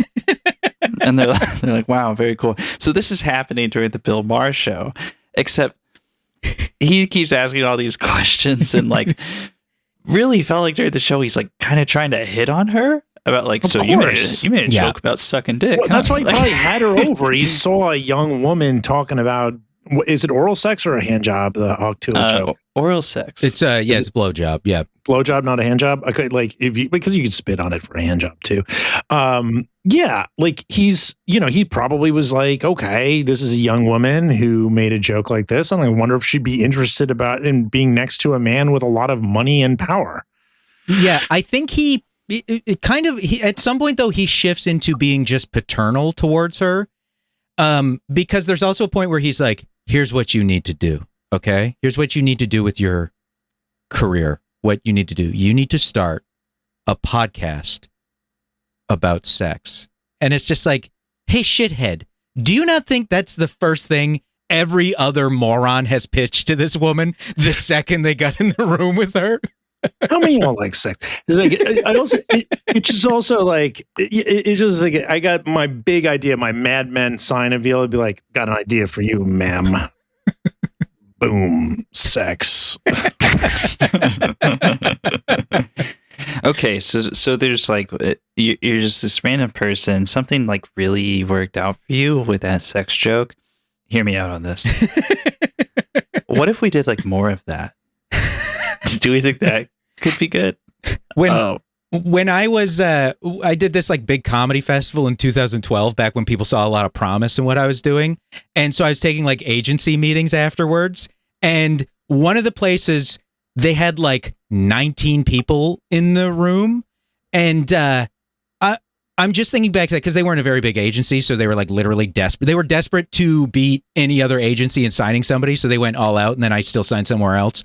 And but they had like 19 people in the room, and they were like all talking. They were all pitching so much, and now I'm just imagining that exact scene, like 19 people in the room. It was actually Rose McGowan's former agents, and when I sat down in the chair in the room, they mentioned she had just been in there, and then they made some disgusting sexist comment about her. And I remember being like, oh, cool, I've entered a room filled with people who literally do not know a single thing about me or my comedy. This is a great way to start this off. But I'm just imagining her sitting down, 19 guys, and all of them just sitting down really intensely and being like, hear us out. Sex. Like the one thing anybody's ever heard about you. That's our pitch to you. And then they all just like lean back. If you're not convinced, consider this. Sex sells. It's like a billboard or a blackboard, and they flip it around and it says sex and then also sells on the other side. Okay, so before there's so many things that you dropped into the doc that were great. Well, we're not going to get to everything. We skipped over some of the stuff that I put in the doc, I think. Hey, you don't have to make me feel better about it. I know I overload things. I got a lot of Bill Maher on my mind. I'm like pickled from sitting at the desk and working on the Bill Maher thing over the last few days. Yeah, dude. Every time I've texted you this week, I've been like, "Hey, dude, what's it?" You're like, Bill Maher. Like, Bill Maher. Well, I need to get this. It's like having like an evil spirit I need cleansed, and I think I'm almost done with it. I think it's going to get out after this. So for the last thing, this is just no context. Here he is talking to Neil deGrasse Tyson.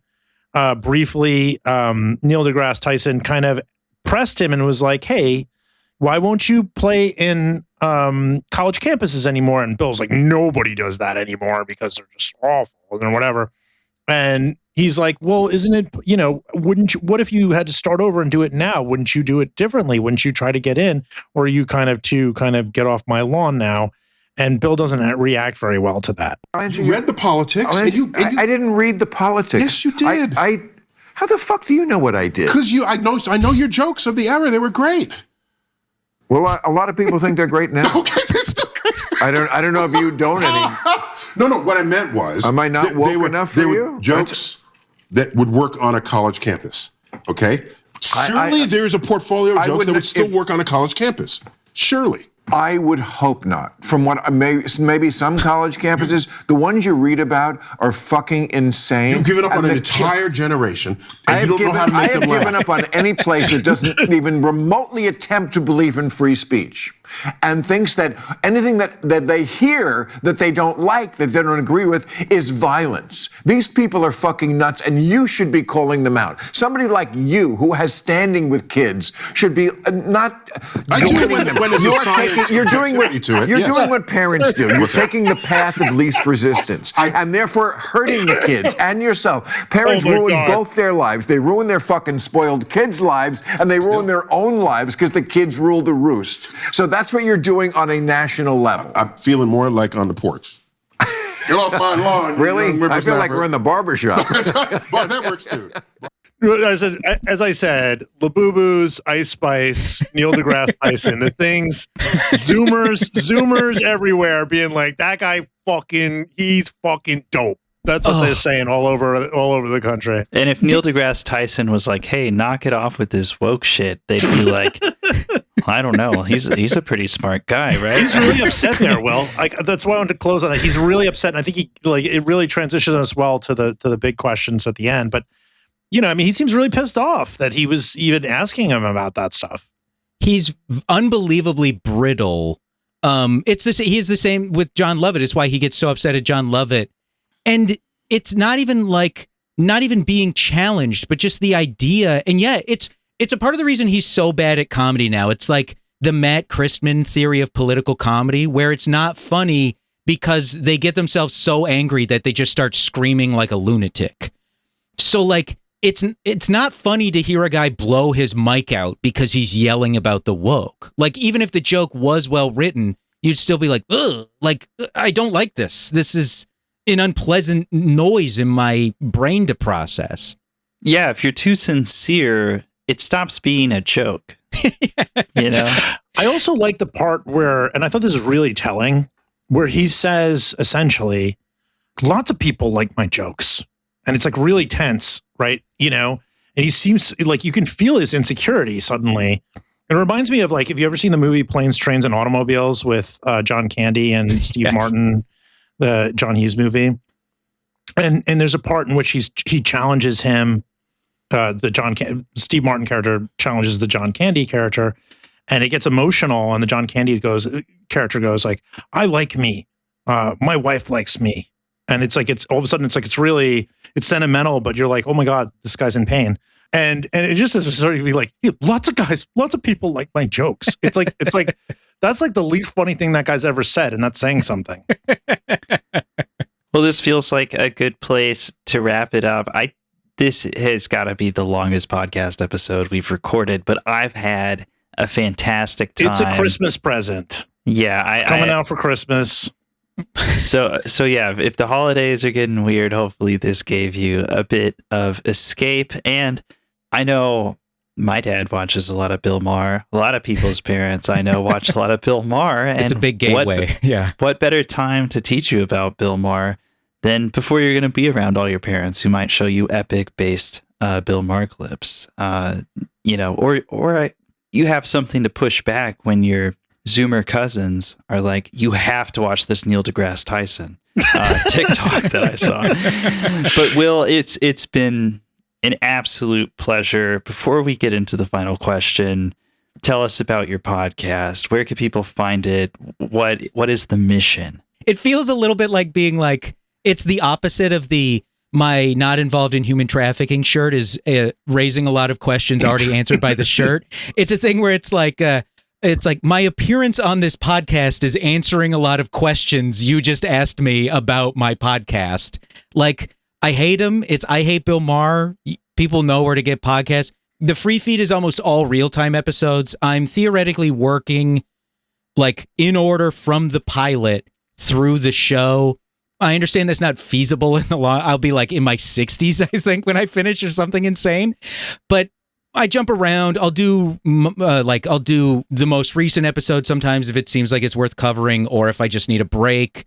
I had a concern that I would look into the eyes of my newborn child and go, I don't want to live a life where I focus on hatred all the time and just stop doing the podcast. So I did an episode. Francesca Fiorentini and I watched the episode from right after Obama got elected to see if I felt like that was the best possible chance he had to be good. Those were the best conditions for him to be good after Obama wins.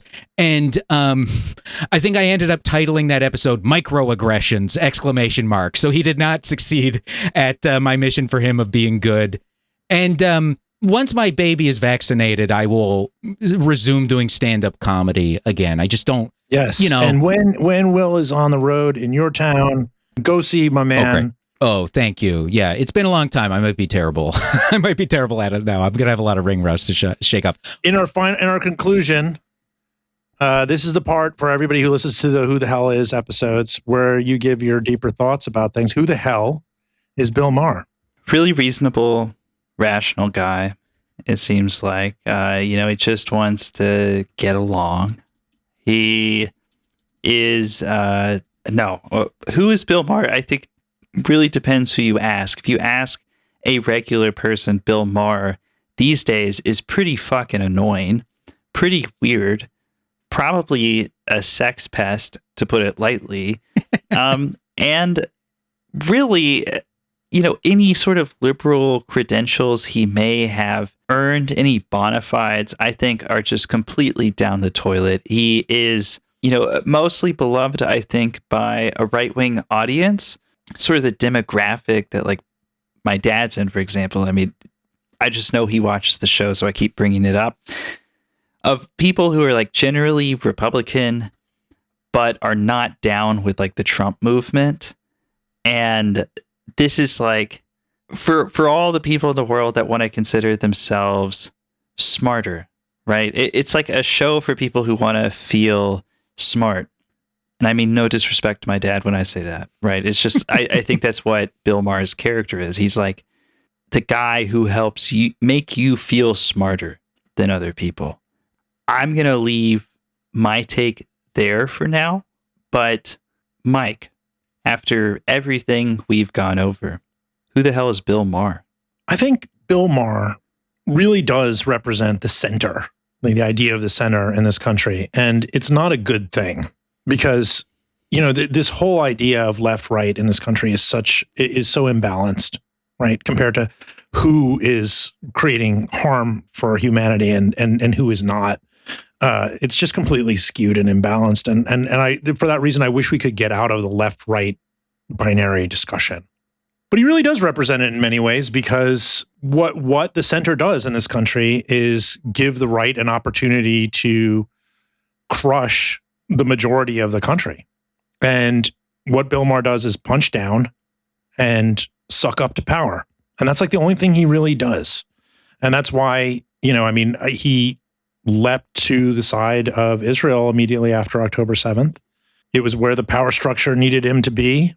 He didn't pull his pre-Iraq war worry hat on, They have made him that way. They will continue to put him on CNN. He's been on CNN, his reruns have been there for a while because he is the perfect representation of the center, which is to keep capitalism flowing, keep the stock market going, continue to empower these kind of fascistic goons. And he does he does that. When he repeatedly platforms people like Marjorie Taylor Greene and Kid Rock and like RFK Jr. and stuff, that is not an accident at all. It's to help normalize stuff that people in a vacuum would think are awful and against their interests. So, Will, you have spent a lot of time looking at this individual, and I'm just very curious, like, who is he? What do you think he is? And that can either be a personal thing, like, what do you think he's like as a person? Or it can be, what do you think he represents? I'll give you the floor. Bill Maher is America. He has never been not just not perfect, but perhaps even not ideal in his role. But there was a role, and you could understand some of the benefits that came with the many negatives. But as time has gone on, and he has been worn down by age and being sedentary and just becoming stuck in a single place, he no longer even has a beneficial role in the world. And you watch his show, you get nothing out of it. You come to America, you get nothing out of it. The Grand Canyon, who gives a shit? Is hashtag adulting not funny? It's the same thing, So I say, who is Bill Maher? Bill Maher is all of us. Bill Maher is the very notion of life, but especially death itself. You are, in the grand scheme of things, no matter how much you wish it weren't so, you are nothing. You are nothing to anyone. You will never be anything. And despite whatever material rewards this world has gifted you in the moment, unless you somehow manage to exceed the accomplishments of Alexander or Genghis Khan, you will end up as less than a footnote in the least read version of John's bathroom reader in a bathroom that is locked up, abandoned, burned down, and then launched into space. And that's who Bill Maher is. Thank you very much for that. I have no response. Will Weldon, thank you so much. Thank you so much. And I want to get, in case, for people, unless you're to be a little religious on my part. A religious and a homunculi? I want to wish grow everybody up, Mike, for God's sake, dude. A happy Hanukkah and a Merry Christmas, because this is a Christmas holiday. This is one for people, everybody who's traveling.